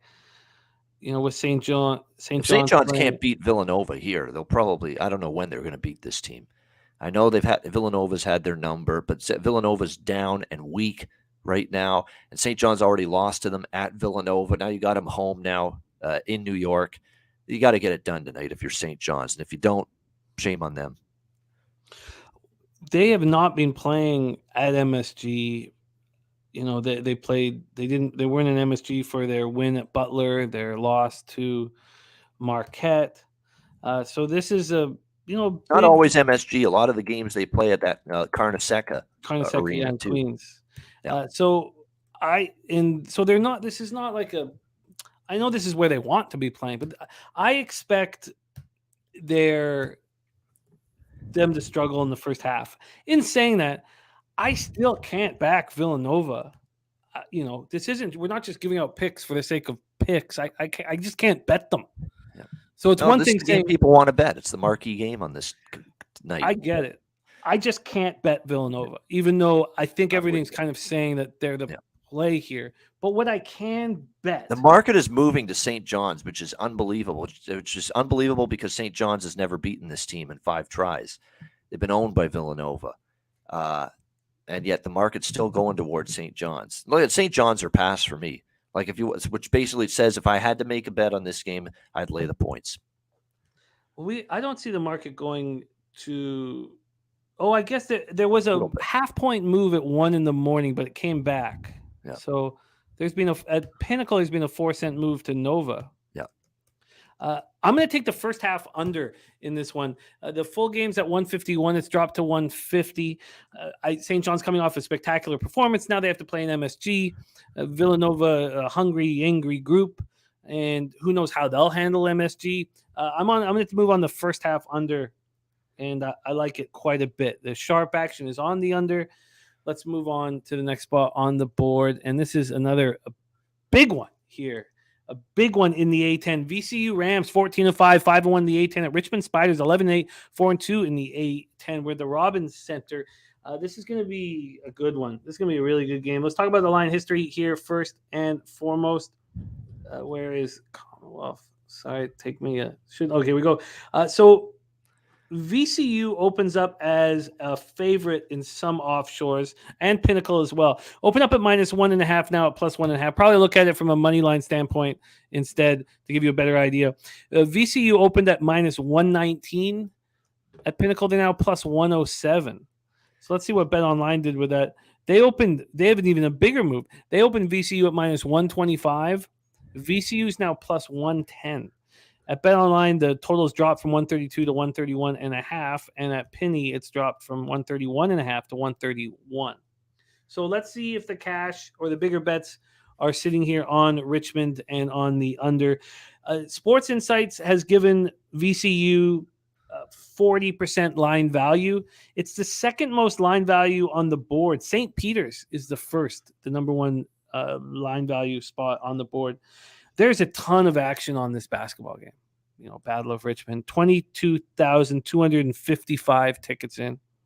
53% of the tickets and 70% of the cash is on Richmond, and the market's moving towards them. Then you have 57% of tickets on the over, no cash number on the total, which is surprised. Jarek White got Richmond +1 there. And Jason Folk saying revenge spot, Nova beat them in front of a packed house in conference opener. Times have changed, talking about the Nova St. John's game. But here we are, VCU Richmond. VCU comes off its 4th straight win, 83-55 at home versus UMass on Tuesday as 10.5-point favorites. It was sold out at VCU, against UMass. The fans are pumped up about this basketball team. They held UMass to 29.2% from the field and 16% from 3. UMass was overwhelmed from the tip-off. VCU shot 52.5% from the field and 50% from 3. Richmond comes in off its 4th win in 5 games, 64-57 at home over Rhode Island as 8-point favorites. Tyler Burton went for 23. Ryan Mueller also got Richmond +1.5. Grit and Grind says Spiders. Take it away, and I'll copy and paste my guy Nunya's action. Take it away for us here. Do you agree with the market move from VCU going from favorite to dog? Floor is yours, Bobano. It's a good home floor. I think VCU is a little bit better team, but first of all, it's 4 straight wins, 4 straight covers. But Dayton was a decent win. The other win, Loyola Chicago has been a horror show this year. So you can't even call beating Loyola Chicago a good win anymore. Davidson's been disappointing, and they beat him at home. UMass stinks. I mean, that's the problem with buying into VCU's win streak, is that they haven't played anyone really great. Richmond is, one of the better teams they've played, and it's a big game for Richmond. They're 1 game behind VCU for first in the A10. Richmond's 4-2 in the conference. VCU's 5-1. So it's a huge game at home for Richmond. It's definitely a spot where we can expect Richmond to play well. And on the home court, they've been good. They beat Duquesne's a pretty good team. They beat them 75-73 on their home floor. They're 9-1 here at home this season, the Richmond Spiders. I think VCU offensively is better than Richmond, with Ace Baldwin now, especially now that he's finally healthy for the Rams. Tyler Burton's an excellent player, though, for Richmond. Don't sleep on him. He's terrific scoring the ball, but I think VCU is a little bit better at the offensive end. You have to give Richmond the defensive edge. They're a very good defensive team, and maybe that's the difference here. It's a really good basketball game. But VCU was my lean initially, and then I started to look at the wins that they accumulated. Navy, LaSalle, Davidson, Loyola Chicago, who are way down this year. Dayton, who are, okay, but they're not phenomenal. And they also feasted on a weak schedule, Dayton, before. And that's why I was on VCU on the show last week. Remember, mentioned I had VCU plus 7.5 against Dayton. I said Dayton's faced a cupcake schedule. And so VCU beat a team that faced a cupcake schedule there. And then they beat, obviously, in their last game, UMass, who've not been any good. This is a tough challenge. This is one of the toughest games VCU's had in a while. Are they ready for it? And they're in a price range where they got to go on the road and win a game against a team that's won 9 of 10 at home, and probably the better defensive team is Richmond. So I was initially leaning VCU. I've talked myself out of VCU, so it's a pass. I will be moving on the Spiders here in this huge game at home. I agree with the market move from dog to favorite, and it's a powerful move as well. So I'm on Richmond. I'm in love. I shouldn't get too confident on any spot, but I really like that first half under in Villanova St. John's, and I will be on Richmond. Let's move on. Our guy Gerald Jones has finally in on New York school that he can bet. Here's another one for you. We head to Loretto, Pennsylvania. St. Francis Brooklyn Terriers 9-9, 2-3 in the NEC at the St. Francis, Pennsylvania Red Flash 7-11 and 4-1 in the NEC. Let's take a look at the line history here in the Battle of the St. Francis Schools. We have it's not here we go, loading up. Here we go. Over at Bookmaker, let's see what Pinnacle did here. Pinnacle opened this up at plus 5.5, and there's been no movement. It opened up at 8:06 this morning, so it's been up for 4 hours with no movement. Let's see what BetOnline's done with this one. They opened this up at 5. This got to plus 4. This was yesterday afternoon. So BetOnline opened this up at 1:06 p.m. yesterday afternoon. Now at 1:45 p.m. There was a 1-point move towards Brooklyn, and then it's come back. So it's at 5.5 now. Totals wise, it's opened up at 139, dropped down to 137s now at 138.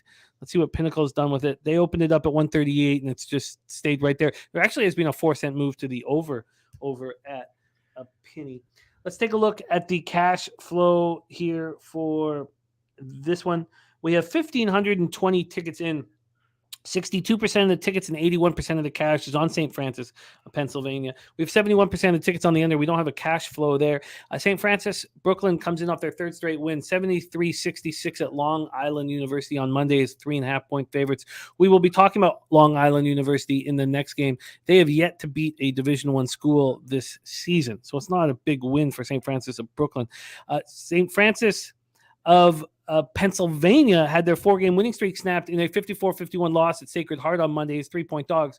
They shot 33.3% from the field, 13% from 3, turned the ball over 16 times, and played horrifically. And that's their first loss in the NEC.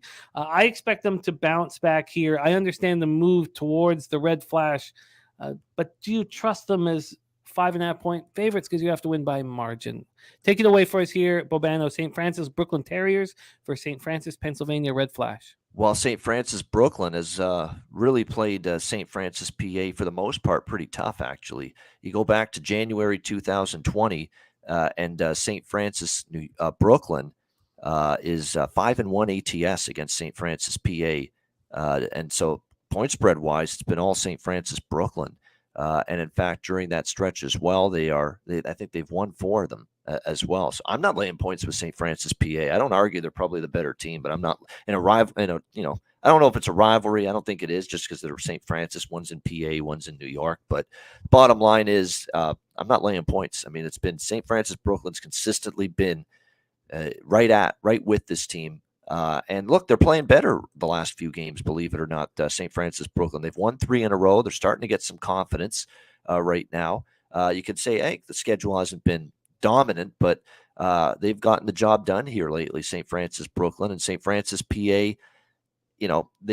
I'm tempted by the dog, honestly. St. Francis, Brooklyn in this game. I like the over. I definitely will make the over official here. It's down to 137.5 at DraftKings.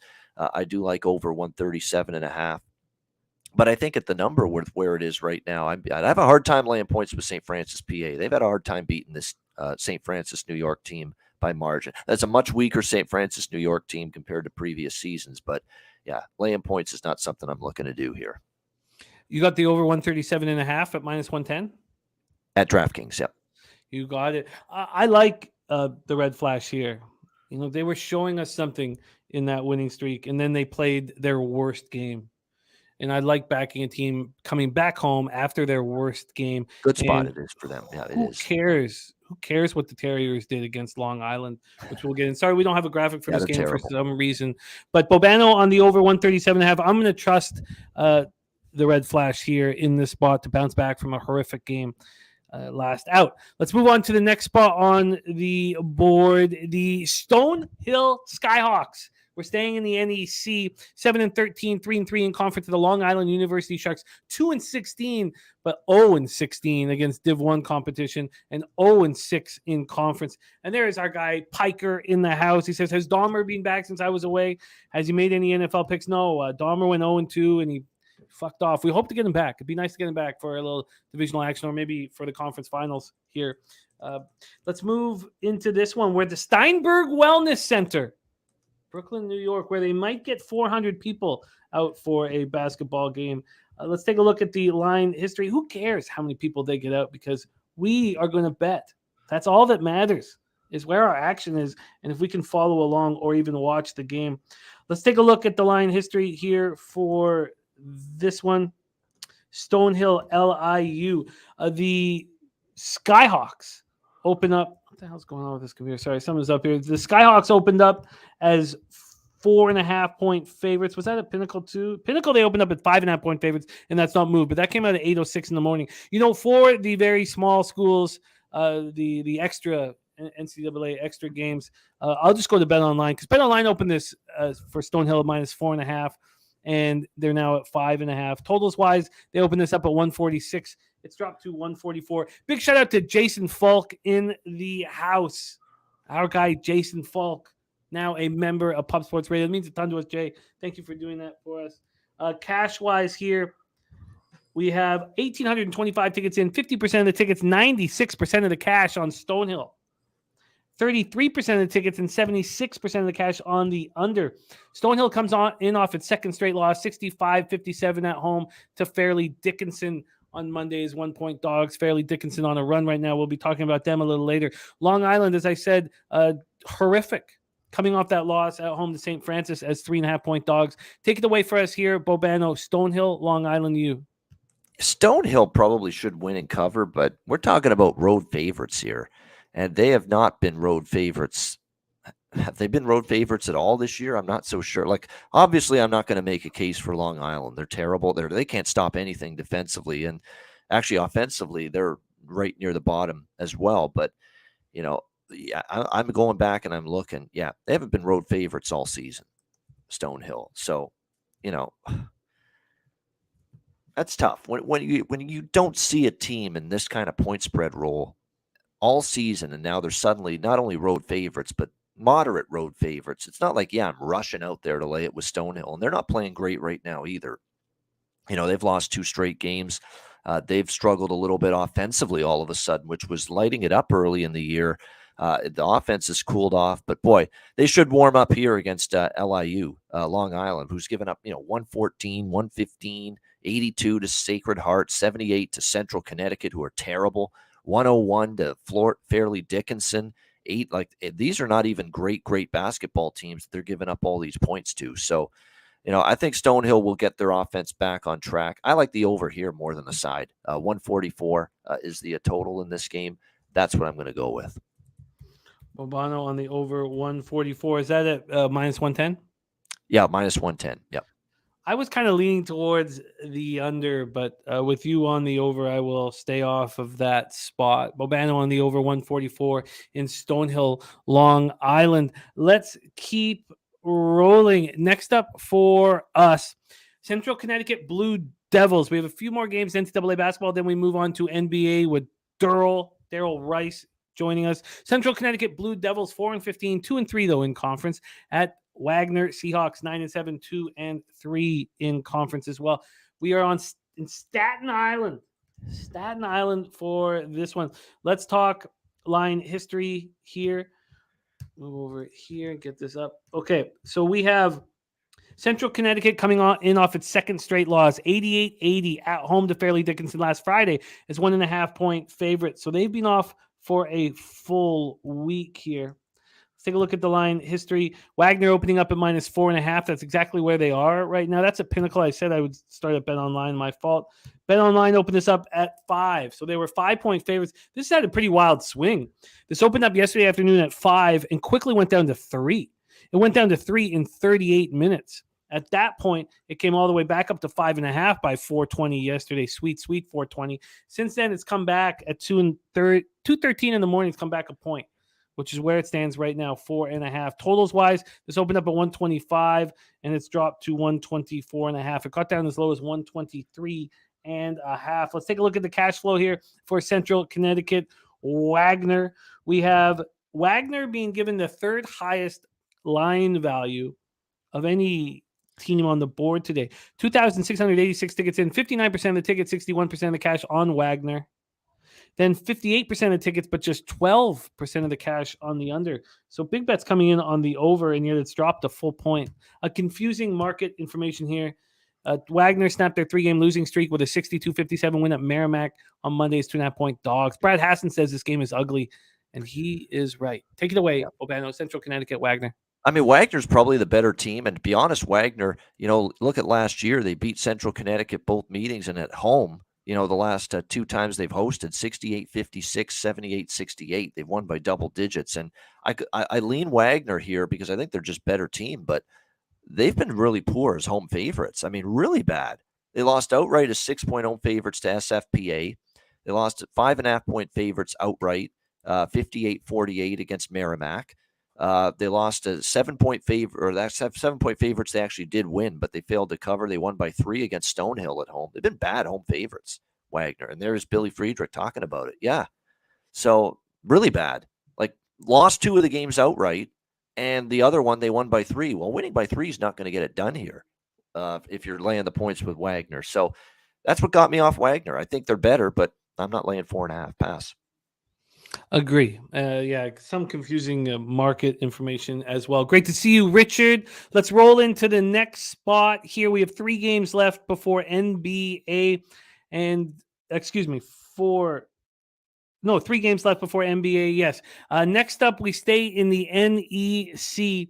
Sacred Heart Pioneers, 10-10, 3-2 in conference. The Fairleigh Dickinson Knights, 12-8, 5-0 in conference. They've won 6 straight games, Fairleigh Dickinson, coming off that 65-57 win at Stonehill Monday as 1-point favorites. Sacred Heart comes in off its 4th win in 5 games, 54-51 at home over St. Francis, Pennsylvania as 3-point favorites. And their defense looked very good. We're here at the Rothman Center in Teaneck, New Jersey for this one.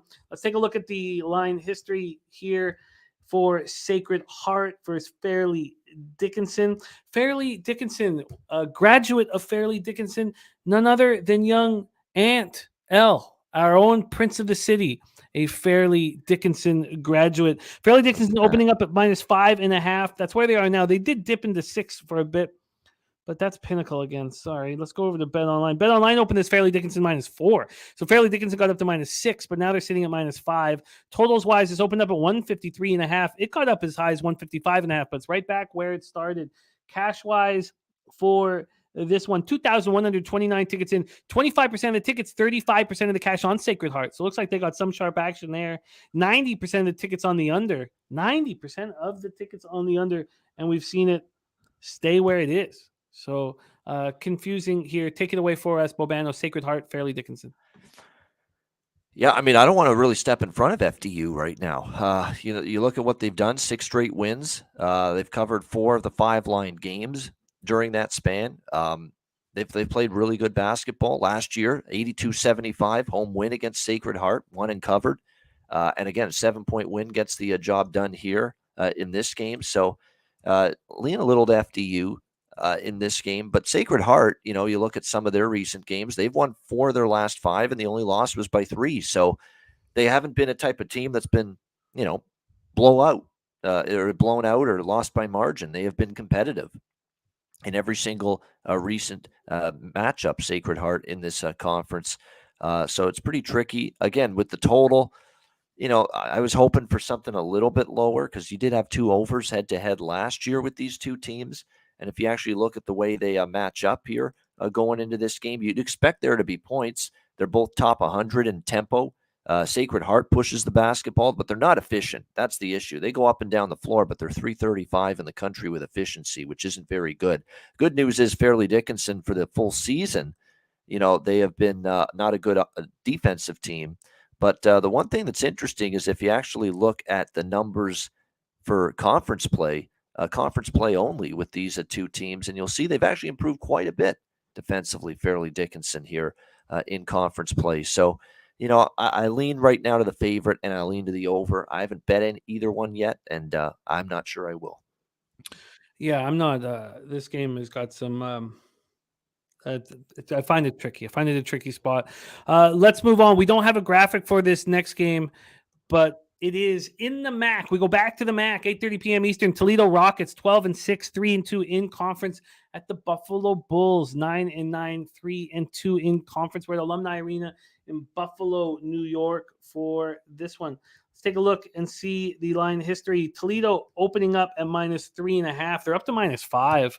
Totals wise, it's opened up at 170. It's been dropping over the last 10 hours or so. It's down to -1. Sorry, it's down to 168. So a move towards Toledo, a move towards the under. Cash wise, we have 2,331 tickets in. 65% of the tickets, 74% of the cash on Toledo. Then totals wise, 74% of the tickets and 87% of the cash on the under. Toledo comes in off its second straight win, 90-75 at home over Ohio on Tuesday as 9-point favorites. They shot 55.6% from the field and 52.2% from 3. Now, is that Ohio's horrific perimeter defense, or can you expect Toledo to keep shooting at that number? Buffalo snapped their 2-game losing streak on Tuesday, defeating Bowling Green 100-71 at home as 6.5-point favorites, and they shot 56.2% from the field and 42.9% from 3. Do we expect these teams to continue shooting at that impressive level? Take it away for us here, Bobano. We're back in the MAC. Toledo, Buffalo. Yeah, this is I wanted to take Toledo, moved up to 5. So I'm not sure I will. I wanted to take the over. Both of these teams are trending over. 3 straight for Buffalo. Toledo's an over machine. We know that pretty much most of the season. The last 2 meetings last year were overs, but the thing is with last year's 2 head-to-head meetings, they both went over the total. The totals were 156.5 and 162, and the one game had 161 and the other had 168. In points. Well, guess what? That ain't going to cash an over in this range. Well, 168 might because it's dropped down to 167.5 now, but not enough wiggle room for me. So, again, Toledo and over for me would be I'm not stepping in front of Toledo, and I don't think Buffalo is as good as they've been in the past. In fact, I know they aren't. They beat Ohio, who's been up and down. Northern Illinois is terrible. Bowling Green's not great, but they've also lost at Central Michigan, at Miami O. They've had some rough results as well. I just don't think they're nearly as good as they've been in the past. I think Toledo is the better of these 2 teams. They won and covered 3 straight head-to-head against Buffalo as well. Going on the road, laying points, not always easy, but, we've seen this team step up on the road a couple of times this year as road favorites. Northern Iowa, Vermont, Northern Illinois in their last game when they were road favorites. Toledo, they got the job done, but I just hope for a better number than 5. I was hoping. So Toledo and over the lean, but I'm going to pass for anything official. Are these teams capable of shooting at the level they just shot? To answer your question, Lee, 63% of the tickets and 74% of the cash is on Toledo. Then 74% of the tickets and 87% of cash is on the under. And that under has dropped from 170 to 168. So that bet 365. So 167.5 there. It's dropped 2.5 points.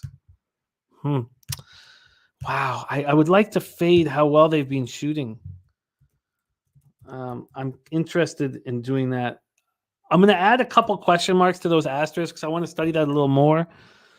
But I'm interested in following the sharp action. It's not just sharp action on the under, though. It's just all action on the under at this point, which is a little confusing.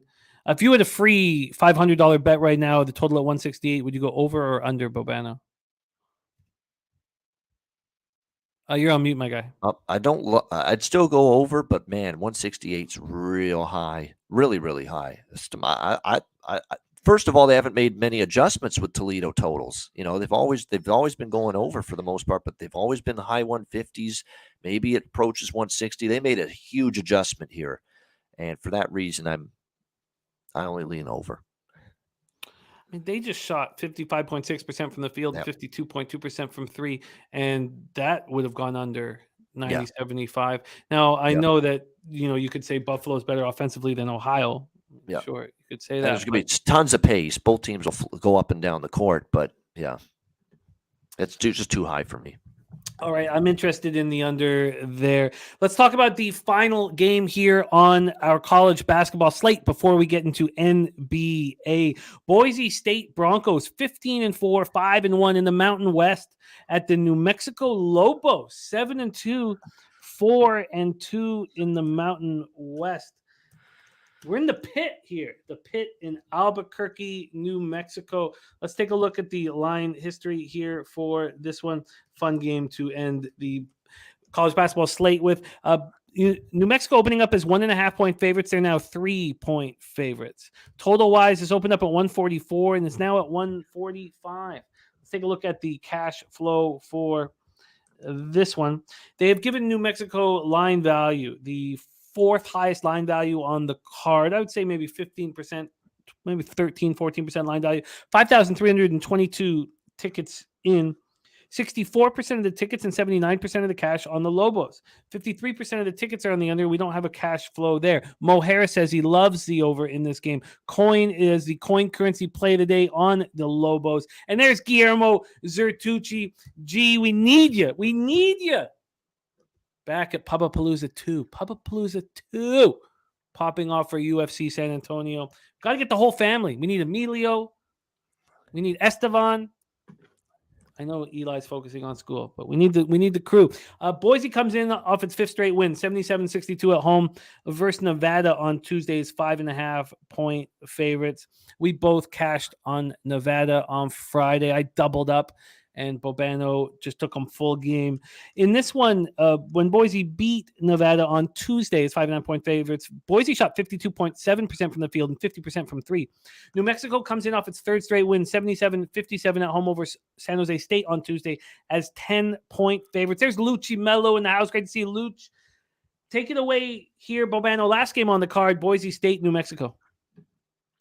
Yeah, this is a very good game here in this one. Yeah, I mean, when you look at the Boise State Broncos, they're playing well. They've won 5 in a row. They've covered 4 of those 5. They've shown the ability to go on the road, 85-68 at Wyoming, 84-66 at UNLV. Beat up on Nevada, 77-62 in their last game. You look at head-to-head between these two teams. Boise went into New Mexico last year and won 71-63. Now, New Mexico was way down last year. And look, Boise has covered 7 of the last 8, rather, against New Mexico. So I kind of lean New Mexico, but that's probably keeping me off it. The form of Boise right now, and also the way they've been able to play here at the pit. I do like the over, though. Absolutely. Everyone that's watching Net Profit with Connor and I knew I'd be on the over in this game. We've talked about it. These Boise games, they're trending over. Their offense has picked up significantly. They have scored 80+ in 3 of the last 4 games, 6-0 to the over in their last 6 games. New Mexico back home here at the pit. You know what they're going to do? They're going to push pace. They're going to push tempo, 19th in the country in terms of tempo, adjusted tempo. They're a great offensive team. There's no question about that. I think you're going to get them going up and down the court, being able to score. Boise doesn't play extremely slow. They're not a fast-paced team, but boy, they've made up for it big time with their offensive efficiency here in the last several games. They've really picked it up in terms of their offensive execution, hence the 6 straight overs for Boise going into this game. I think you see more of the same here. Keep in mind that game at New Mexico last year when these two teams played. New Mexico was a disaster area before at the end of last year. They're a much better team this year, and still long-term, if you go back further between these two teams, prior to the pandemic, for instance, you got these teams getting into the high 140s and the 150s, particularly the games here at the Pit in Albuquerque. So for me, that's where I'm going to target the over here in this game with Boise State and New Mexico. Best number. Actually, you know what? We could get a little bit of an off-market number, pay a little juice for it, but I think it's worth it. Over 143.5 minus 125 Pro Line Plus. To get the 143.5, before the line move, even if it's minus 125, that's worth it. So that's what we'll lock in. I love it. Dabby Cap saying that we're going to be doing a infusion dinner party at Palooza. More information coming soon. Oh, no. Bobano over 143.5 at minus 125 here. And I want the Lobos here. I want the Lobos. That, some comfort at home. Boise State played just on Tuesday, so now they're traveling down. I mean, it's not a very tough situation. What's keeping you off betting the Lobos quickly before we get into NBA? Well, it's Boise on the road. Boise's been very good on the road. And by the way, too, it's worth noting they only lost by 2 at Nevada, 74-72. So in the conference play on the road, beat Wyoming big time, beat UNLV double digits, both of those wins. And then at Nevada, they lost by 2. Well, if they lose by 2 here, Boise's going to cover. So at Pick'em, I'd probably bet New Mexico. Minus 3, I don't, because I get the sense this could be a tight game. So that's why I'm off it. I lean towards New Mexico. I may pull the trigger. So a delusional eat infusion dinner party one night at Palooza. We have a packed weekend there. Just a quick weekend. Get in on Thursday, fly out on Monday. Let's review all college basketball action, and then we have a birthday pick for Jarek White and a birthday pick for Chris DeHood. So let's review all college basketball action and think about what the birthday picks will be. Bobano is on Ball State plus 8.5 at minus 107. Matty Ice Taint play today is Mount St. Mary Siena under 131.5. That's dropped to about 129, 120. But there was a 130, he said, still at BetMGM. Bobano's on Niagara plus 5.5 at minus 118. I'm very interested in rolling with that. He's on the over 121.5 in St. Peter's Marist. I'm interested in that as well. Bobano's on Manhattan plus 14.5 in the over 139 in Iona, Manhattan. He's on Canisius plus 5 at minus 108. I'm going to be on the first half under Villanova, St. John's Red Storm. I'm going to be on Richmond Spiders. Bobano is on the over 137.5 in St. Francis, Brooklyn versus St. Francis Red Pennsylvania. I'm going to be on St. Francis, Pennsylvania. Bobano's on the over 144 in Stonehill, Long Island. We stayed off Central Connecticut, Wagner, and Sacred Heart, Fairleigh Dickinson. I'm very interested in the under in Toledo, Buffalo. Bobano's on the over 143.5 minus 125 in Boise State, New Mexico. And I have interest in New Mexico in that game, and I expect to pull the trigger on it. That is our situation here.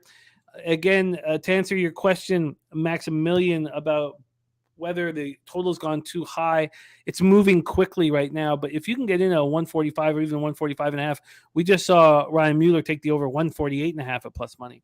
Ron Crawford, we love you, man. Now finally, negative COVID test. It's been great having you back in action with us, my friend. Bobano, you give a birthday pick to Jarek White, and I'll give one to Chris DeHood. So let's give our best 2 spots. Oh, okay. Birthday pick. Let me just see. Colorado, Vancouver over 6.5. I mean, it's just, bet an over in a Vancouver game, cash your ticket. So let's go with that.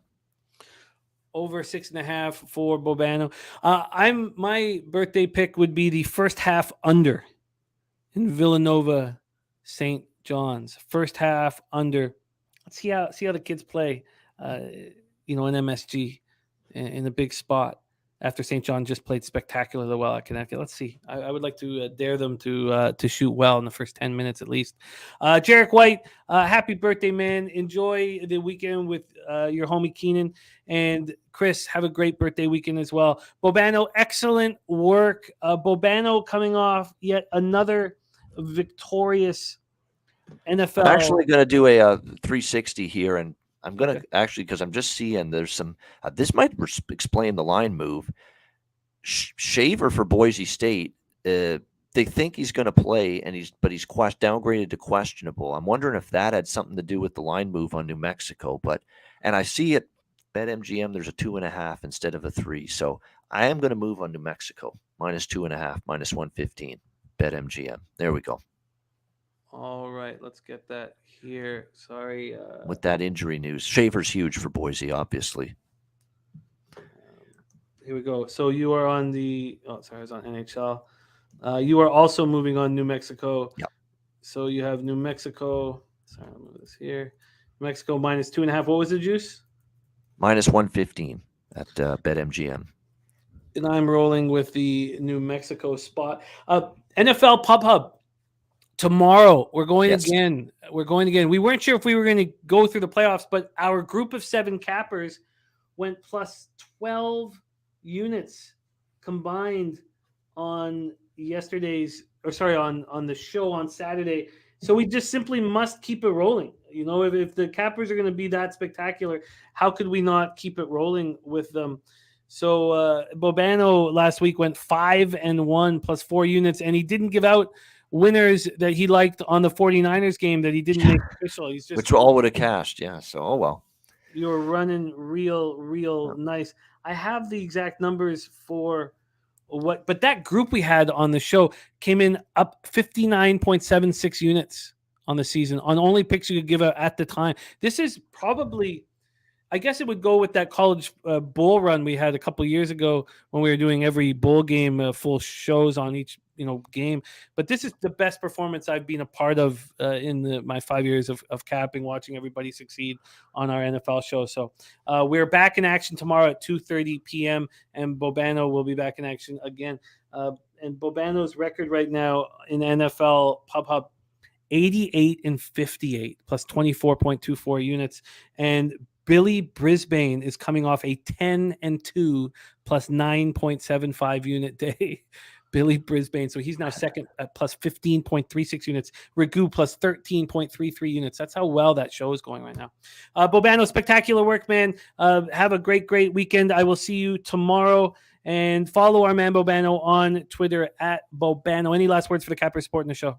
Just good luck this weekend. Enjoy the hockey, hoops, football, and everything else in between. And catch me later on. NBA Pub Hub, college basketball, net profit back-to-back. And stay tuned for Durrell for the NBA card rundown. Good luck, and we'll see you on the Pub Hub tomorrow.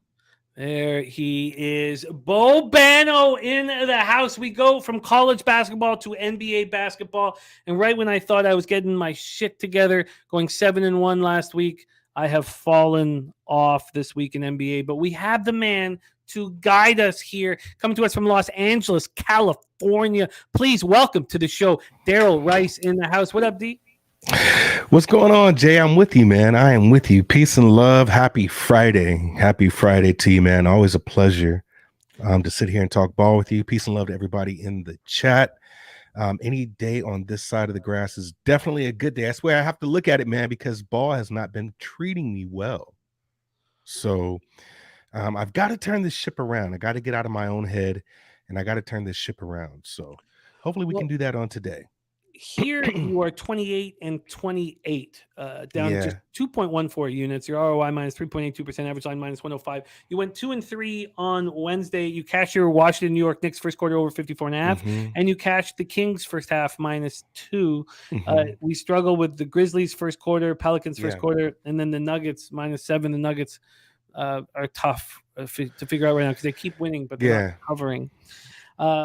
I love it, though. I love working with you. We saw what you could do over a full year, and it was very, very impressive last year. So yeah, I hope I can. Let's try to get to winning a lot earlier than later. I know a lot of winning came down after the All-Star break. We kind of went on a nice little run, So hopefully we can kind of get into the winning ways before that, and then just have a really, really good spark to the second half of the season. I love it. I love it. We have a 9-game card. I love working with you. So let's get right to work. We got Durrell in the house, NBA, and we get started with New Orleans Pelicans, Orlando Magic. The Pelicans 26-19, 9-13 on the road. Magic 16-28, 10-12 home. We're at the Amway Center in Orlando, Florida. Pelicans 2-3 over their past 5, playing at the pace of 100 possessions a game. Orlando also 2-3 over their past 5, playing at the pace of 100.90 possessions a game. Let's discuss the line history here and get this over to NBA. Here we go. The Magic at home off a long break opened up at Pinnacle as 2-point dogs. They got down to 1, but they're back up at 1.5. So they're 1.5-point dogs here at home. This total opened up at 226. It's now up to 228. Total wise or cash wise here, we have 6,488 tickets in. 57% of the tickets and 93% of the cash is on the Orlando Magic. If that's the case, I wonder why the line isn't moving more. But it's moving right. 2-1, and it's back at 1.5. So it's moving a bit.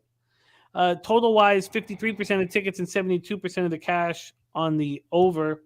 And that's gone up 2 points. So that makes sense. The over makes sense. There are 2 teams with full line value on today's card, and they might surprise you, but not here. They've given a little bit of line value to the New Orleans Pelicans. New Orleans comes in off their second straight loss, 124-98 at home versus Miami on Wednesday. Worst loss of the season. They've handled the injuries to Zion and B.I. and Herbert Jones until that game. Magic coming off their second straight loss, 119-116 at Denver on Sunday. They look good, 2-3 on that cross-country trip. They're playing good ball. This will be their first home game in more than 2 weeks. Take it away, Durrell. Pelicans, Magic. So we know the line is the way it is probably because of this long rest that Orlando's been on, right? They haven't played since the 15th, I believe. Yep. So a lot of time to game plan, a lot of time to look at scouting reports, a lot of time to kind of unwind, if you will, visit the family, do what you need to do. And then it's kind of go time, back to work. I was looking at this game, and I don't normally bet Orlando, and New Orleans has been in kind of a little slide as of late, right? So the thing about New Orleans and Nolans is first off, what the hell's going on with BI, man? Like, what kind of injury with the toe is this to where we just can't get out for weeks? You know, I'm not sure there. Zion, yeah, definitely we know what's going on with that, but the fact that we still don't have any kind of timeline and when BI is coming back, it's kind of, you got to wait and see what happens with this. Also, probably your best defender on this team, Herb Jones, is questionable. And so I can understand the line with the long break with the Orlando Magic.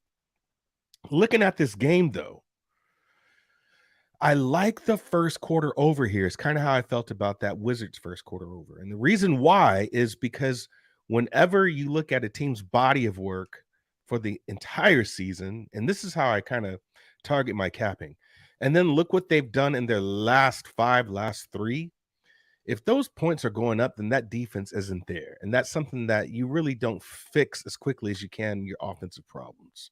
So right now, in their last body of work, Orlando is giving you 28 points. They're allowing their opponents are allowing 20, or the opponent's scoring is 28.5, and New Orleans' opponent scoring is 27.5.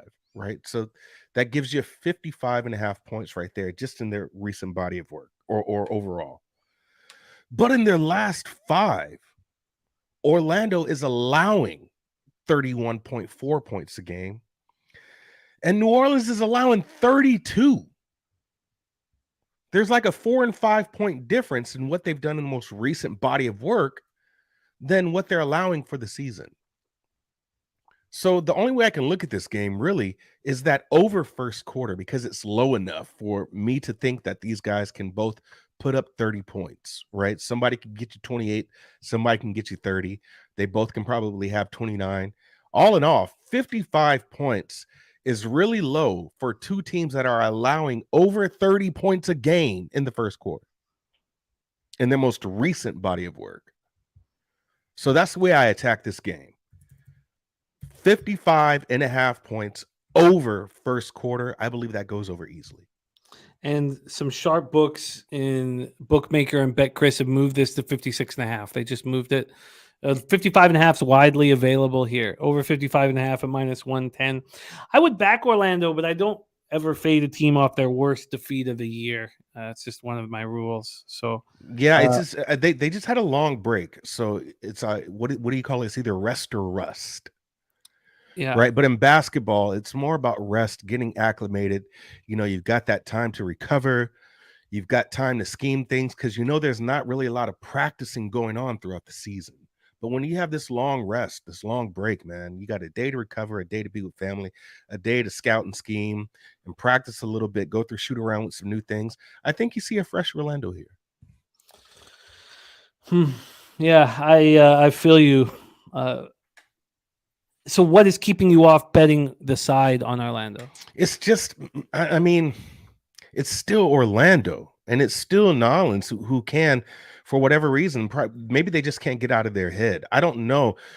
But usually when it comes to these bottom tier teams, I try to find a different angle than the side. Now, looking at the line alone, once again, general public or your average betting man is going to say just New Orleans blindly, right? It's just -1 and Orlando's terrible, but they are at home. It's a Friday night game. It's a long rest.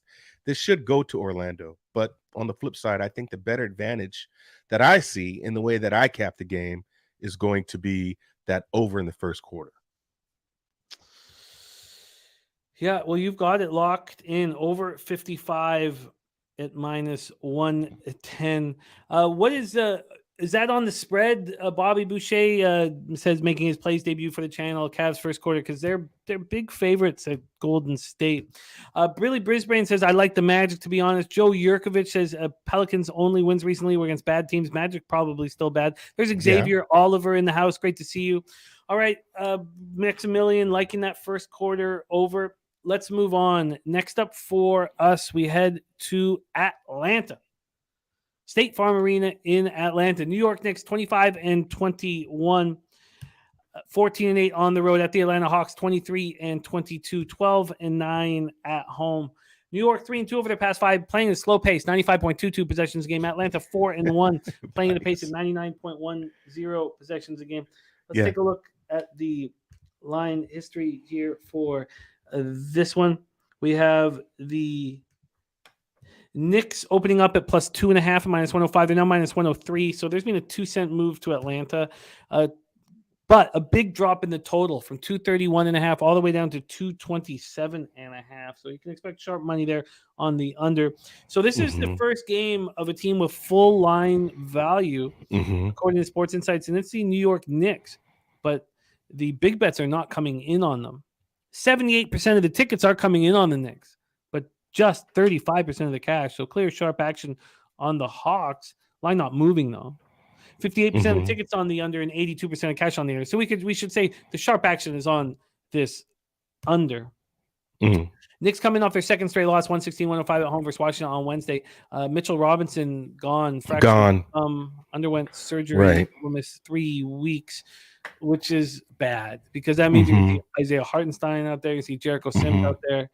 This is a bad thing for against Okongwu and Capella and Collins. It's and a team that's won 4 straight. 4 straight, bro. And DeJounte against good teams. Good. BJ says Knicks without Mitchell is a problem. Hawks money line. Take it away here for us, Durrell. Knicks Hawks. Yeah, in spite of I wish I would have waited on this, but I just have to be transparent, and I've already made the play. And you're still making more money than you're losing at Knicks first half, right? You're still making more money than you're losing. Their last 10, they're 8-2, and the Knicks are sitting atop number 1 spot in the NBA in first half covers.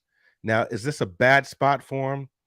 Possibly, but just looking, Atlanta is bottom in the league in first half ATS. They're not over 500, whether they're home or away, right? And the Knicks actually have an over 500 away record at 15-7 overall. Like I said, 8-2 in their last 10. So I know they didn't cover the first half against the Wizards. That was one of those games to where it just got away from them early. They didn't win first quarter or first half, but we did cash on that first quarter over, right? So it's just one of these things to where if the Knicks are going to lose this game, it's going to come in the second half.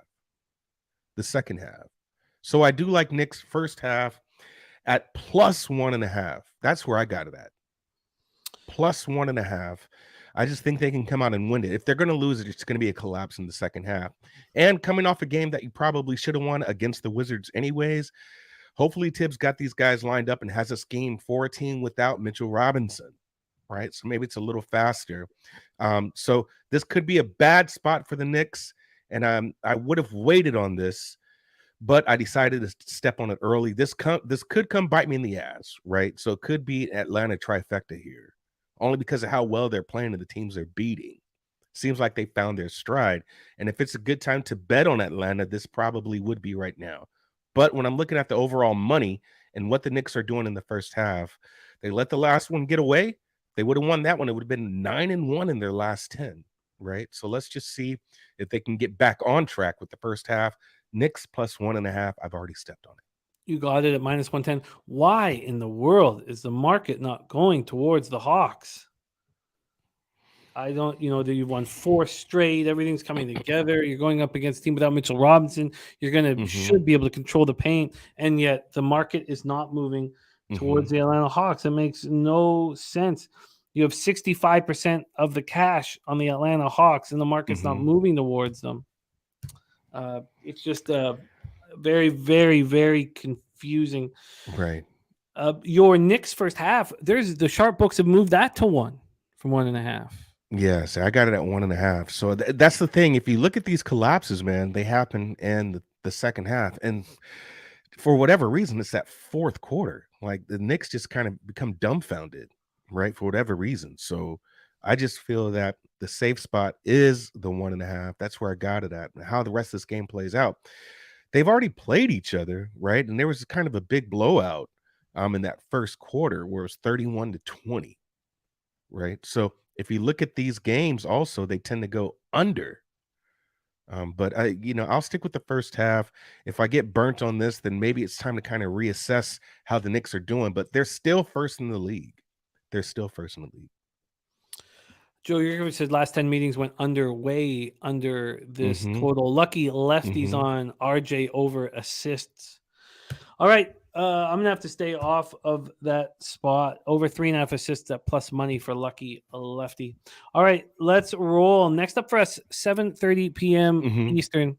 Golden State Warriors, 22-23, 5-18 on the road. The Cleveland Cavaliers, 28-18, 19-4 at the house, the Rocket Mortgage Field House in Cleveland, Ohio. Now, obviously, we don't know. I don't know if we know exactly what's going on with the Warriors, but we can assume there's going to be a lot of players. Some people sitting out.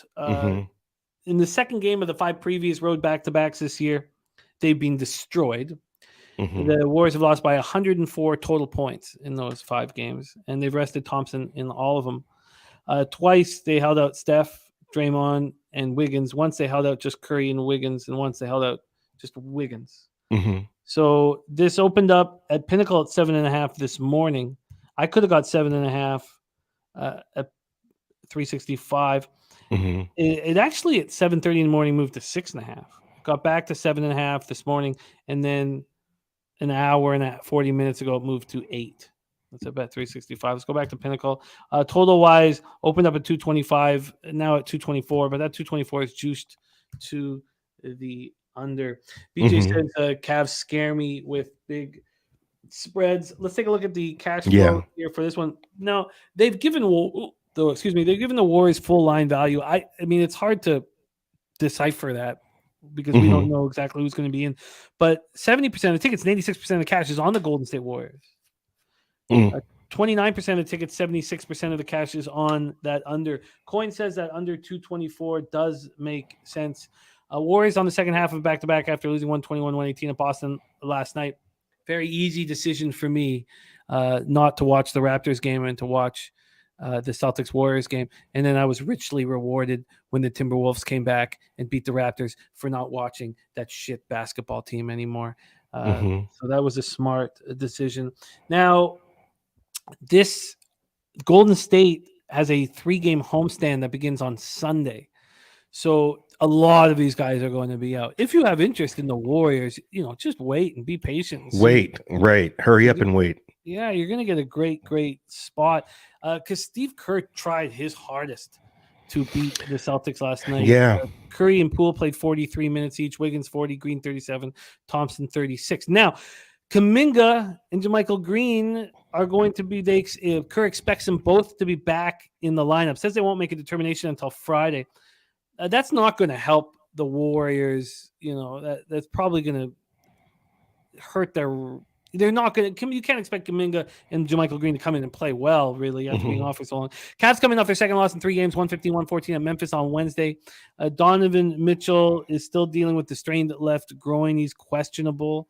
And the floor is yours, girl. Take it away. Yeah.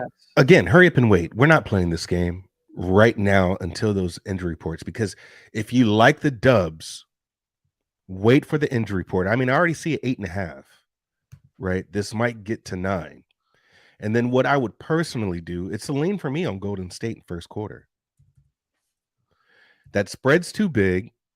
Golden State scores more points in the first quarter overall than Cleveland, and as of late, Cleveland is allowing more points in the first quarter.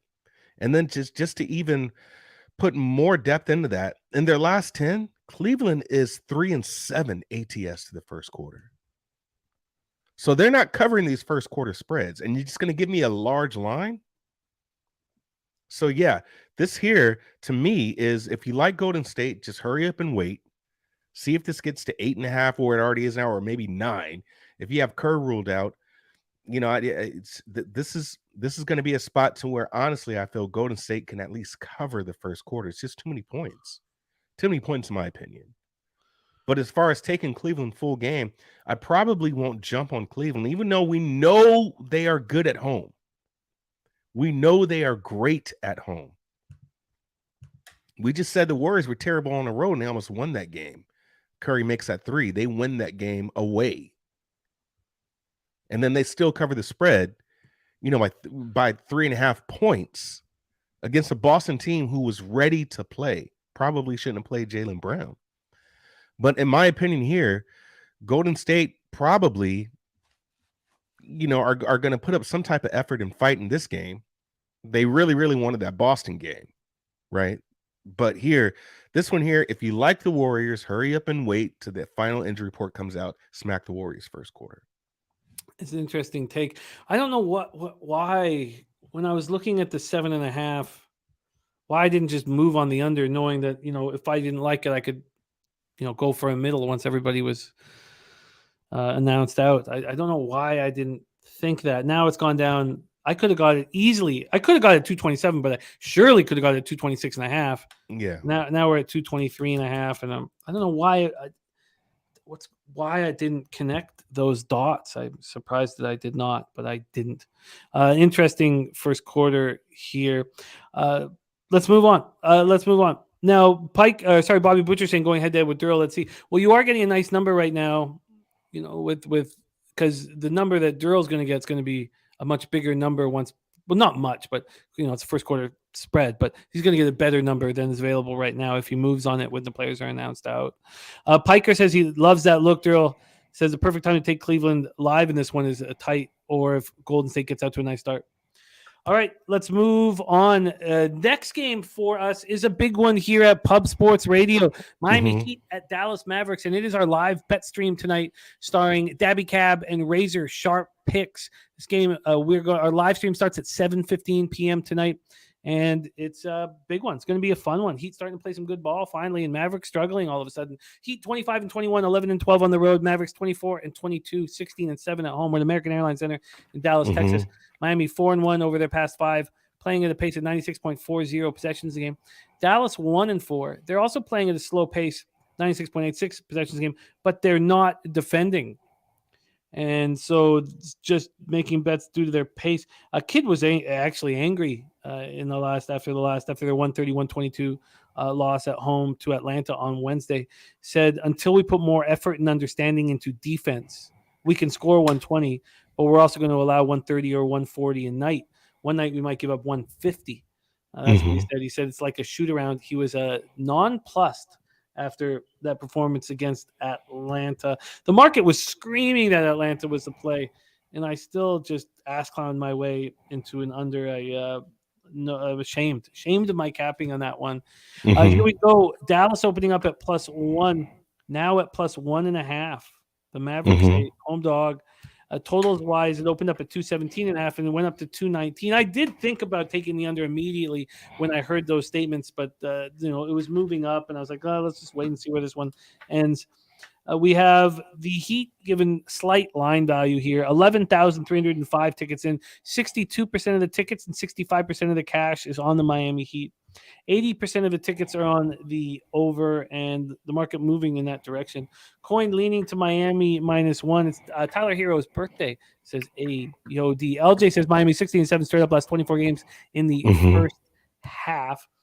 Heat coming off their fourth win in 5 games, 124-98 at New Orleans on Wednesday. Kyle Lowry came back after missing 4 games with a sore left knee. He only played 22 minutes, but 7 points, 8 boards, 4 assists. He's playing well. And as I said, Mavs have lost 3 straight. They have injuries. Hardaway went down on January 14th with the ankle injury. Then Maxi Kleber's been out since mid-December. Dorian Finney-Smith and Josh Green did come back Wednesday, but it didn't help enough. Take it away, Durrell. Heat, Mavs. Yeah, this one here is another official play for me. It's kind of crazy when I looked at it. The Mavericks, Jay, are dead last in first half ATS. Dead last. I didn't even know that. You got the Don on your squad. And when it comes to covering first half spreads, they are dead last. In their last 10, they're 3-6-1. Now you're going to play Miami. And Miami's actually middle of the pack, but they actually do well away in covering spreads. What's happening right now is, even though Dallas is scoring more points in the first half, they're also allowing more points in the first half. And on the flip side, Miami is scoring less points in the first half, but they're also allowing less points in the first half. So they've got their defense, down on lock here. So when I see a team that's allowing less points versus a team that's allowing more points, I'm going to lean toward that team that's allowing less points. And that caused me to jump on the Heat -0.5 first half. I do believe they can come here, especially against a team that is dead last in covering the first half spreads, as good as a team they are. So this tells me this is a team that plays catch up a lot, right? So maybe they turn it on in that second half, but if you just look at the rhythm and the pattern of how Dallas plays, they're scoring more points, they're allowing more points. Heat is scoring less points but allowing less points. I'm going to side with that team that's allowing less points because the defense is there. And we all know that right now in today's NBA, the offense is ahead of the defense, right? So Dallas, they really have to be on, and they have to be on early. And so when you got Bullock out there that's not making threes, or when you have, Luka that can't get on like he should, then if anything, that the defense is going to have an easier time with you. And if you're allowing more points, then that leaves advantages to the Heat. So with me, I'm siding with the Heat here. I believe they can get it done in the first half. This line is already short. And so, yeah, the Heat should even win this game. But I would take the first half only because of how bad Dallas is, being dead last in the first half. Heat -0.5 at -105 first half, or do you want Heat -1 at +103? I bet it at a half for the show. I'll do it at -1. All right, let me just see if I can beat that +103 here very quickly. Here we go, first half. North Ender, yeah. I mean, I just feel it, man. I feel it. Yeah, I get you, North Ender. Yeah, +103. Little emphasis. Heat first half -1 at +103. 603. You are in business. All right, that's Durrell. You are in business. Heat first half -1 at +103. I'm very interested to see what Mavericks team shows up here. Yeah, and we've been saying that a lot, Jimmy, this year alone. We've kind of just, that seems to be like the heading with the Mavericks team. Like, okay, what's going on with these guys? Are they going to show up? Because we know they can get hot soon, but it's kind of more often than not that this team has to take a little while to kind of get started, and the data shows it. Yeah. Yeah. No, I'm very interested in see if they can play any defense because their pace is slow enough. All right, let's move on to the next spot on our board. 8 p.m. Eastern, LA Clippers 23-24, 10-13 on the road at San Antonio Spurs, 14-31, 9-16 at home. We're at AT&T Center in San Antonio, Texas, where we'll be for UFC San Antonio on March 25th. Extremely intoxicated, I'm guessing. I should add. Clippers 2-3 over their past 5, playing at the pace of 95.4 possessions a game. Spurs 1-4, playing at the pace at 106 possessions a game. Let's see what we're talking about line history-wise. We have the Clippers opening up -6.5. They're now -7. The total opening up at 232, -112 to the under. It's now -109 to the under. So a 3-cent move towards the over. Let's take a look at the cash flow Clippers Spurs. 5,373 tickets in. 29% of the tickets and 76% of the cash on the Spurs. 66% of the tickets, 62% of the cash on the under. Clippers coming off their second straight loss, 126-103 at Utah on Wednesday. Storm and Norman Powell led the Clips with 30 points. Zubac had 15 and 12. Reggie Jackson at 11. Batum 11. Marcus Morris 10. They shot 40.2% from the floor. It was the second game of a home road back-to-back, so they played without Paul George, Kawhi, John Wall, and Kennard. George back from the hamstring injury. John Wall dealing with abdominal. Kennard dealing with the sore calf.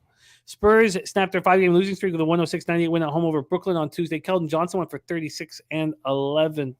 Take it away for us here, Durrell. Clippers, Spurs.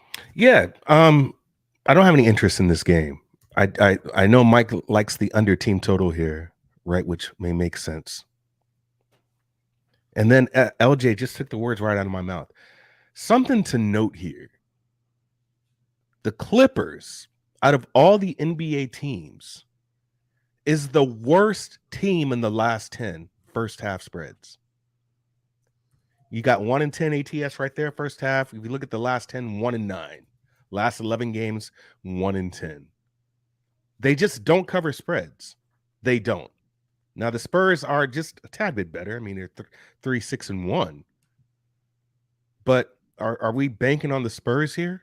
Like, it's just one of those things when it comes to my capping is these really, really bad teams, it's just kind of a coin flip. But for what it's worth right now, man, the Clippers are the worst in the last 10 when it comes to just covering this first half spreads. And this is a large enough number to where maybe San Antonio can be in it.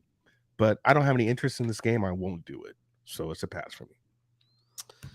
Yeah.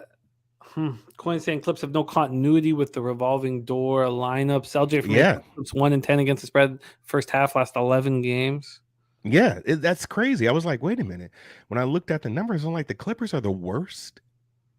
They're the worst in their last 10, last 11, man. 1-9, 1-10. I mean, this game is terrible. I wouldn't touch it. But if I had to, it would just be looking at that first half record. Just go San Antonio. San Antonio first half.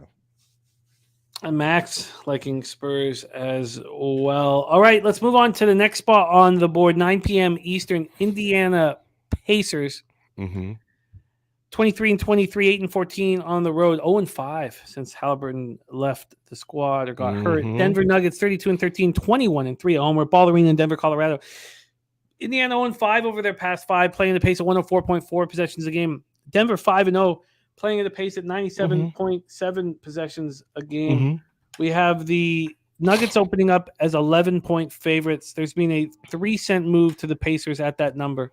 This total opened up at 240, has just dropped to 239 and a half. Over to the cash flow on this one. 11,203 tickets in. 50% of the tickets and 81% of the cash on the Nuggets, but line not moving. 88% of tickets, 98% of cash on the under, and it moves a half point, just a half point. Just a half point. Strange. Pacers coming off their fifth straight loss, 126-106 at Oklahoma City on Wednesday. Halliburton expected to miss at least another week with the sprained left knee. McConnell's played well. He went for 29 in the loss in Milwaukee, but it's not enough. Not enough. And he was 9 for 9 from the field at halftime and scored 23 points by halftime. Still, it was not enough. Miles Turner, where was he on Wednesday night? He was atrocious. Legos. That's all you got to know. Legos. God. The Nuggets come in off their 8th straight win, 122-118 at home over Minnesota on Wednesday. Michael Malone's still out with health and safety protocols. He may be back tonight. Edelman's been serving as acting head coach.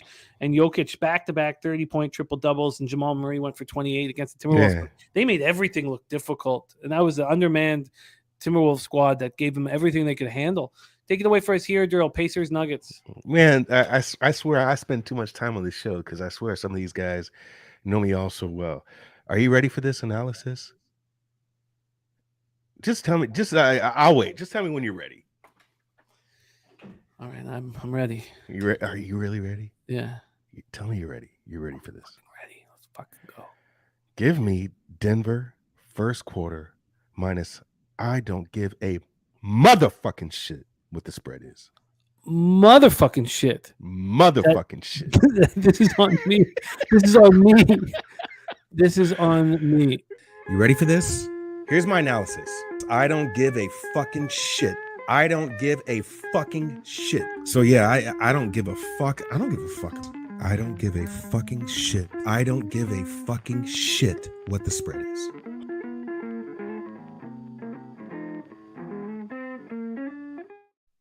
All right. Yeah. Break it down. Okay.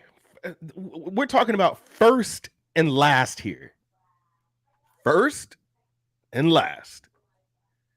Denver is the number 1 first quarter scoring team in the league. Number 1 first quarter scoring team in the league with about 31 points. Better than Minnesota, better than Memphis, better than all those high scoring teams. Denver, number 1 first quarter scoring team in the league. Indy is the worst first quarter scoring team in the league. Let me say that again. They are the worst first quarter scoring team in the league at about 26. As of late, Nuggets numbers have gone up. Pacers numbers have gone down. First quarter ATS, Denver is first in the league. First in the league.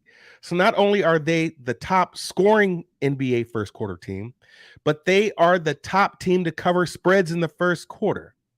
Pacers are the worst scoring first quarter team in the league, but they are also last in covering first quarter spreads. That's why this line is just the way it is. I got it at -4. Denver -4 first quarter. Largest play I made today. So this was like a 2-unit play for me here. Wow.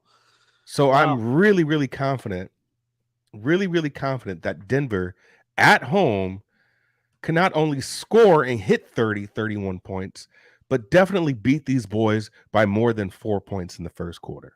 So that's my I don't give a fucking shit. I don't give a motherfucking shit here. Denver should come out and smack these boys in the first quarter like like a redheaded stepchild.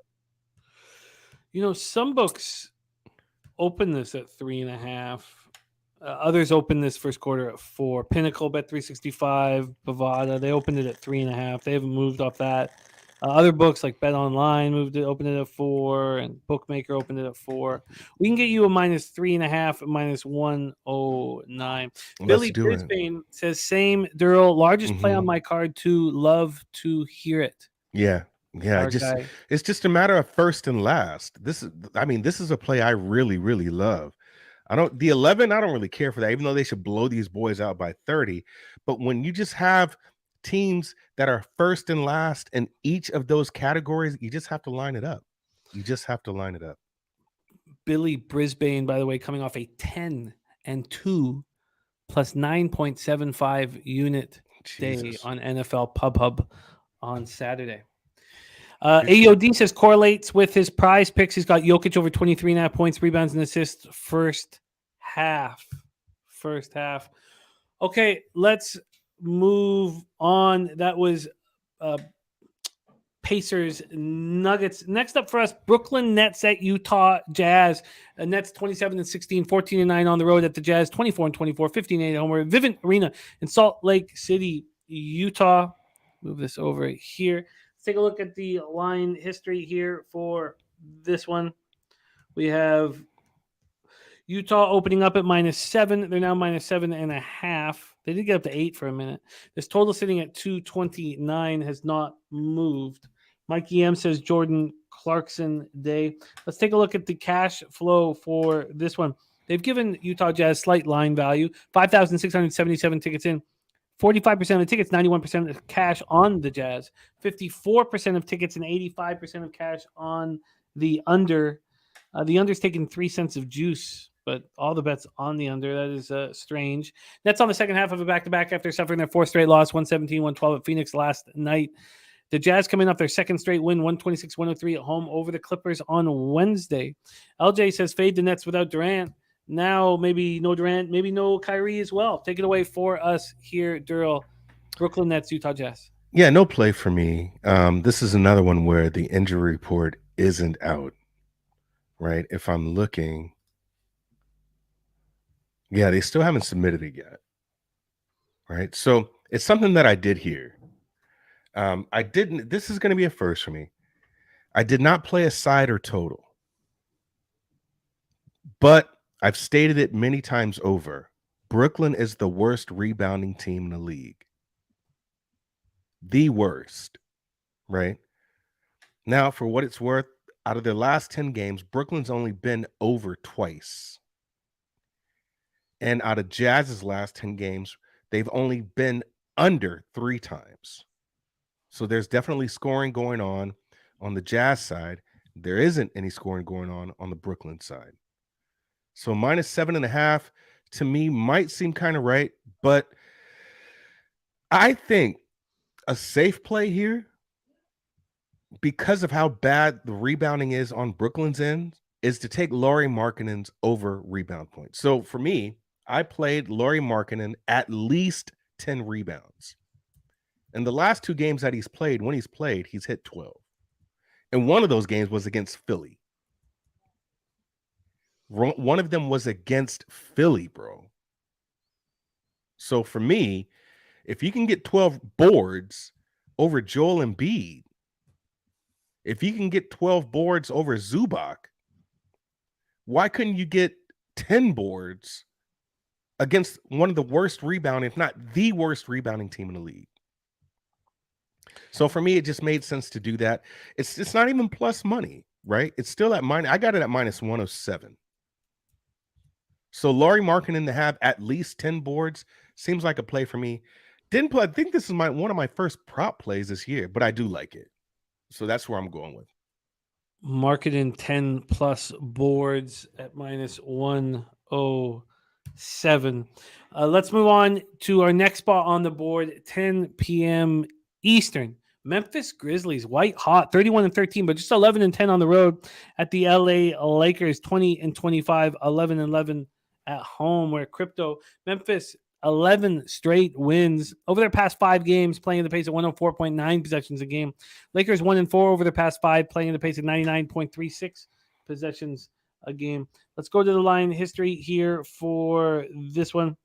We have these Lakers opening up as 6.5-point dogs. They got up to 7.5. They're sitting at 7. From a total perspective, it opened up at 242.5. It's now at 244. 244.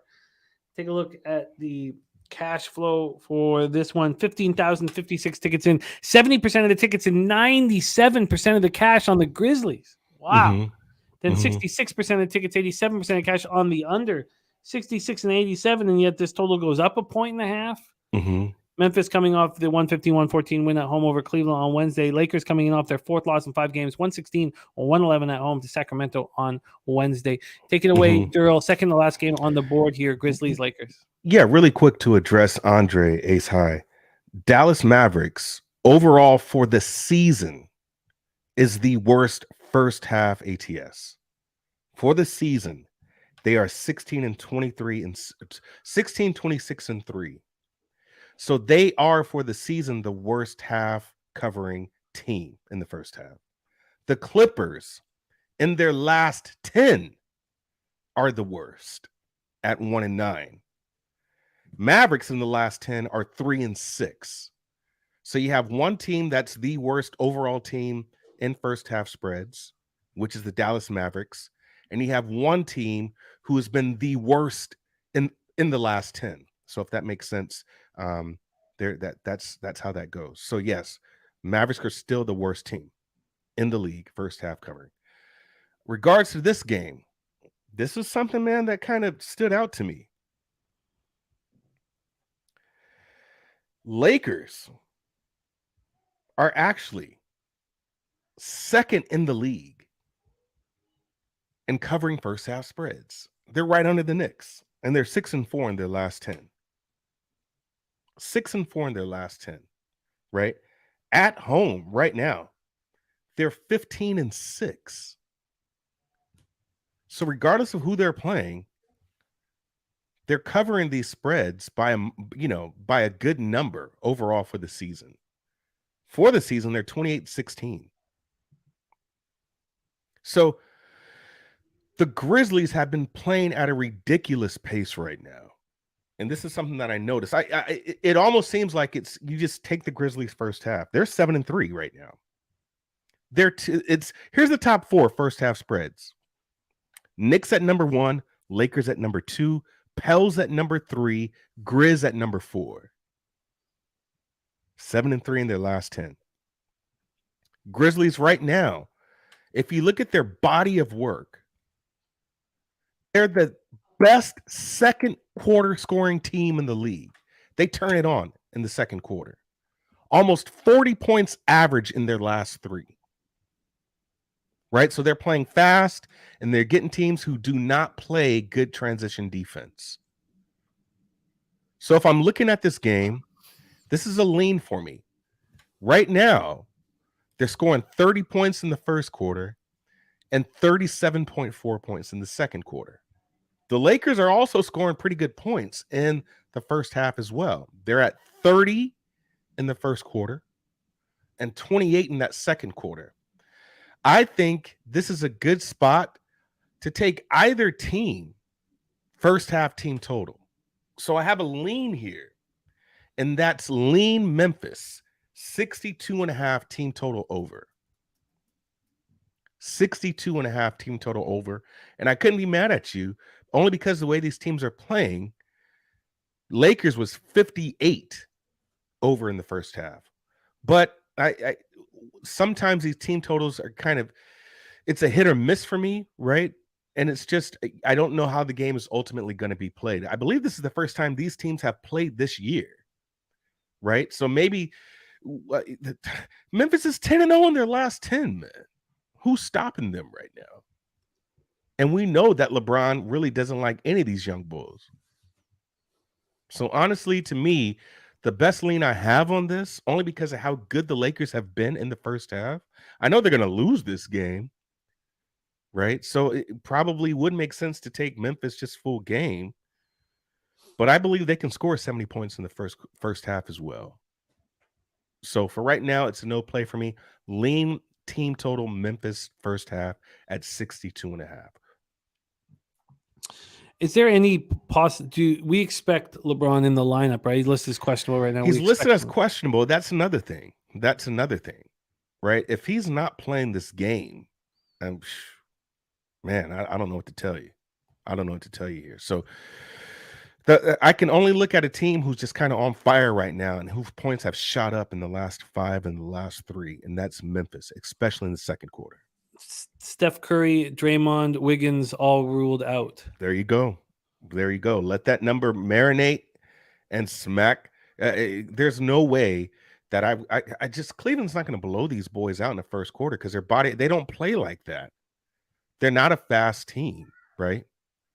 So to know that Jordan Poole can probably be a guy throwing up threes, I mean, I would still look at Golden State first quarter to cover that large spread.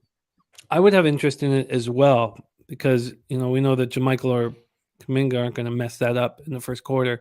That'll be later in the game. I'd have interest in that as well. I think it's a surprise look here. We got a look from LJ from H-Town. Jared Jackson, 4 blocks or more, plus 200. 4 blocks last 10 games.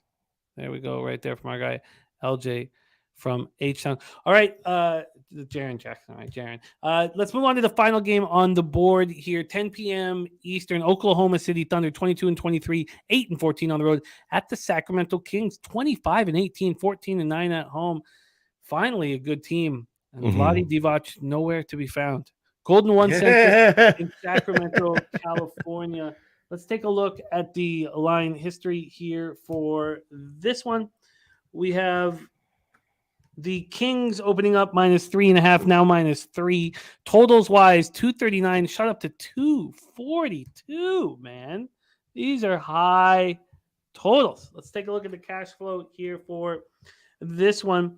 We have 3,193 tickets in, by far the fewest of any game here on tonight's card. 67% of the tickets and 95% of the cash on the Sacramento Kings. 67% of the tickets and 95% of the cash, and we've seen it move a half point towards Oklahoma City. And this is wild stuff here. We've seen that 3-point move to the over, and we have 69% of tickets, 76% cash on the over. So that all makes sense. Coin saying Cleveland -10 is now on the board. But here, Sacramento at home to Oklahoma City. Oklahoma City 4-1. Sacramento 5-0 over the past five straight wins, 116-111 at Lakers on Wednesday. Thunder coming off their 4th straight win. It was a dominant performance at home over Indiana on Wednesday. Shea and Giddey looking like the real deal. Take it away for us here, Daryl. Last game on the board, Thunder Kings. Mavericks dead last, first half ATS. Do you know who's dead last in first quarter ATS? The fucking Kings. The Kings, which is very, very surprising. Dead last in first quarter ATS. Last 10 in first half ATS. OKC is 7-3. 7-3, man, not too bad. So it's just these big spreads that they get, right? And they just seem to do okay covering them. This game is going to be just to sit and watch for me. I would think that the Kings could come out at home and win this first quarter, right? But just seeing at their overall record and how bad they've been. And then I'm looking at how, okay, maybe the Kings first half, right? But then I look at how well OKC's been covering these first halves. I'm just kind of mixed emotions here. So it's for right now, it just feels like it's a game I'd rather just stay away from and look at. But ultimately, you would think the Kings should get it done at home. I mean, they play well at home. But the first quarter, Kings are dead last. And first half, OKC's been pretty good these last 10. So they've kind of got a stride here. So for me, no play for me on this game here. It's a pass and watch. 95% of the cash on the Kings, and it's a half-point move towards the Thunder. Rob Free saying not betting against OKC. Yeah, Andre has a good bet. I would take it. Man, I should make that official. Harrison Barnes over 1.5 threes. I think he gets that easy. He's been stepping up in the last 5 games in a big way. Brad Haston says Kings playing the 76ers tomorrow. Possible look ahead. Yeah, I mean that too. But the line itself, I mean, if it's a look ahead, then they got to get started early. They got to get started early, which doesn't correlate with their record, right? Because you don't want to be playing this game hard in the second half, right? So they would have to get started early, cover this first quarter, cover this first half, and kind of breeze through the second half. Start sitting your starters at like the 8-minute, 7-minute mark in the fourth quarter or so. But that just doesn't correlate to how their record is right now in the first quarter. And it, especially how good OKC's been doing in the first half is just, I can't make a solid pick on this here. But if it's a look ahead also, man, OKC could just come out and beat these boys. And that's the scary thing also. LJ says if Kings are ahead in the first half, smash OKC. Second half, 19-6-2 straight up. Last 27. The Cavs are now 11-point favorites. Now 11-point favorites. Sheesh. That first quarter is now at 4. So there's been a point and a half move. All right, let's review NBA action. I just don't feel confident right now in NBA. It's been a tough week when I thought I'd turn it around. Let's go over Durrell's action. I'm going to spend more time with all these games here as soon as the show ends. Durrell is on the first quarter over 55.5 in Pelicans Magic. He's on the Knicks first half plus 1.5 at -110. Warriors, Cavs, no action. Durrell's on the Heat first half -1 at plus 103. Clippers, Spurs, he stayed off. He's on the Nuggets first quarter -3.5 but -109. Lauri Markkanen, 10 plus boards at -107. And that shuts down his card. By the way, Mitchell's in and Curry is out. And there's Wham Bam in the house. Wham Bam is on Denver first quarter -3.5 -111. Clippers, there you go. I like that. I like that, man. That's my play. The Grizzlies first half -4 hour. Wham Bam. Rocco Rogers says, "Oh my God, I literally locked in the Cavs 15 minutes ago." Says, "Oh God, he almost waited there." Yeah, the Cavs was not the time to wait. If you're in the Cavs, have it. That is our NBA show for today. Great work, Durrell. Get hot, my friend. You are right there. One hot run will get you rolling nice. Respect, my dude. Roll that shit like that shit smoking. Have a great weekend, and please follow our guy It's Durrell on Twitter at It's Durrell. Durrell, my man, any last words for the Capper supporting the show? Yeah, man. Thanks for all the support, man. It's been a great time just capping. I always like talking sports. So hopefully we get to a winning day today. Need this sweep to come, man. Not a reverse sweep, but I need the sweep to come. So we will have a good couple of games here tonight, and then we are back at it on next week. I love it. I absolutely love it. Spectacular work, my man. There he is, our guy. It's Durrell, who joins us on Wednesdays, and he's been joining us Fridays as well of late. We love you, Durrell. Get that cash, my guy. Thank you. Have a good one, man. Take care. There he is. It's Durrell in the house. All right, let's review all the action from other sports. Bobano's on the over 6.5 in Ottawa, Pittsburgh, and he's on the over 6.5 in Colorado, Vancouver. He's on the Avs team total over 3.5 -121, and the Avs in regulation at -106. I have interest here in fading the Avalanche. And I know that's a crazy thing to say with the way the Canucks are playing, and even going for the big score on the plus money under. There's a reason why there's been a 20-cent move towards the Canucks, and it's telling me Cale Makar's not going to be in the lineup. And it's all well and good that the Avalanche, had a monster first period against the Flames team that's been very disjointed and inconsistent and all that. Rob Free says, Durrell got to give a birthday pick. That was my bad, Rob. I meant to do that. That was my bad. Apologize for that. There's Ramon Scott in the house. Says, yes, Warriors to rest Curry, Wiggins, Green, Thompson remains out as well. Wiseman and Iggy will be out tonight as well. Tori Coker says, time to pay the bills with the bookies' money. Yeah, Ramon, I saw 11. I can't believe 11.5 on the board here. In college basketball, Bobana moved on Ball State plus 8.5. I'm very interested in joining that spot. Taint play today's Mount St. Mary Siena under 131.5. That's down to 129 at some books. Bobana's on Niagara plus 5.5. I would like to be on that, and the over 121.5 in St. Peter's Marist. Bobana's on Manhattan plus 14.5 and the over 139 in Iona Manhattan. He's on Canisius plus 5. I think my favorite spot on the board, which doesn't necessarily equate to positive ROI just because you like something a little more, but it's that first half under in Villanova St. John's. I'm also going to be on the Richmond Spiders. I'm going to be on St. Francis, Pennsylvania Red Flash. Bobana's on the over 137.5 in St. Francis against St. Francis. He's on the over 144 in Stonehill, Long Island. I hope he enjoys watching that game at the Steinberg Wellness Center. Central Connecticut, Wagner, no action. Sacred Heart, Fairleigh Dickinson, no action for either of us.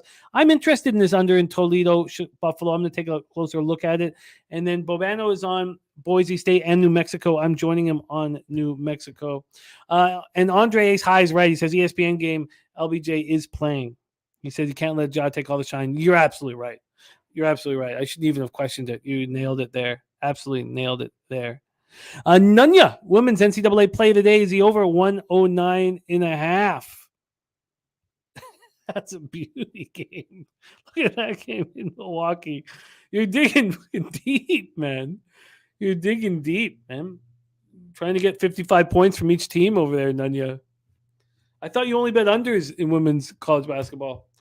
There you have it. Thank you guys for supporting the show here. And God, it's been a talk about disjointed, the Flames disjointed. I got to get my shit together in NBA.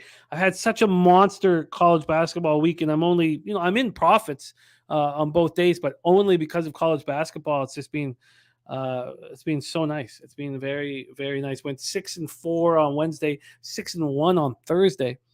Thank God for it. Thank God for it. But you guys are the consistent part of this show, and you guys make this show so special. Coin in the house. Nunya, Jason Folk, North Ender, Rocco Rogers, Ramon Scott now living in Vegas. Arem Most, Andre Ace High, Lucky Lefty, Joe Yurkovich, Tori Coker, Rob Free, Jason Folk, LJ from H-Town, Brad Hassan, Isaiah Scurry, Joe Chris, North Ender, Trot Wham, Lee Davis. Man, love you guys. Astute Chaos. Love it. Thank you guys for your support. DC Capper leaning to Buffalo Toledo over. Such a high total, man. Boise State plus 3.5 in the over 146 there. Make sure to take a deep dive on Boise State's injury report, because that's the reason why the market's moving so quickly towards New Mexico. Thank you guys so much for your support. Marty Muerte in the house. What up, Marty? Let's go out there and get that fucking cash, man. Let's get a big weekend. We have our live bet stream tonight. So we have our NBA show at 4 p.m., our college basketball show at 5 p.m., and then we have the Heat Mavericks live bet stream right here tonight with Razor Sharp Picks and Dutch Boy Fresh. That's at 7:15. And then tomorrow we have our NCAA Pub Hub in the morning, and not right after that, but at 2:30 p.m. we have NFL Pub Hub. And my God, these guys are absolutely rolling right now, and I'm very proud to host the show. So thank you. Thank you, guys. Don't forget our big Pub Up Palooza 2, centered around UFC San Antonio on March 25th. Now let's go out there and get that paper. I also have to get prepared to close this show up. So let me get this set up. So let's go out there and get that fucking money. Let's have a big, big Friday and a big weekend. Thank you guys for your support. But let's milk these fucking bookies. Leche! Hey, Los Bookmakers.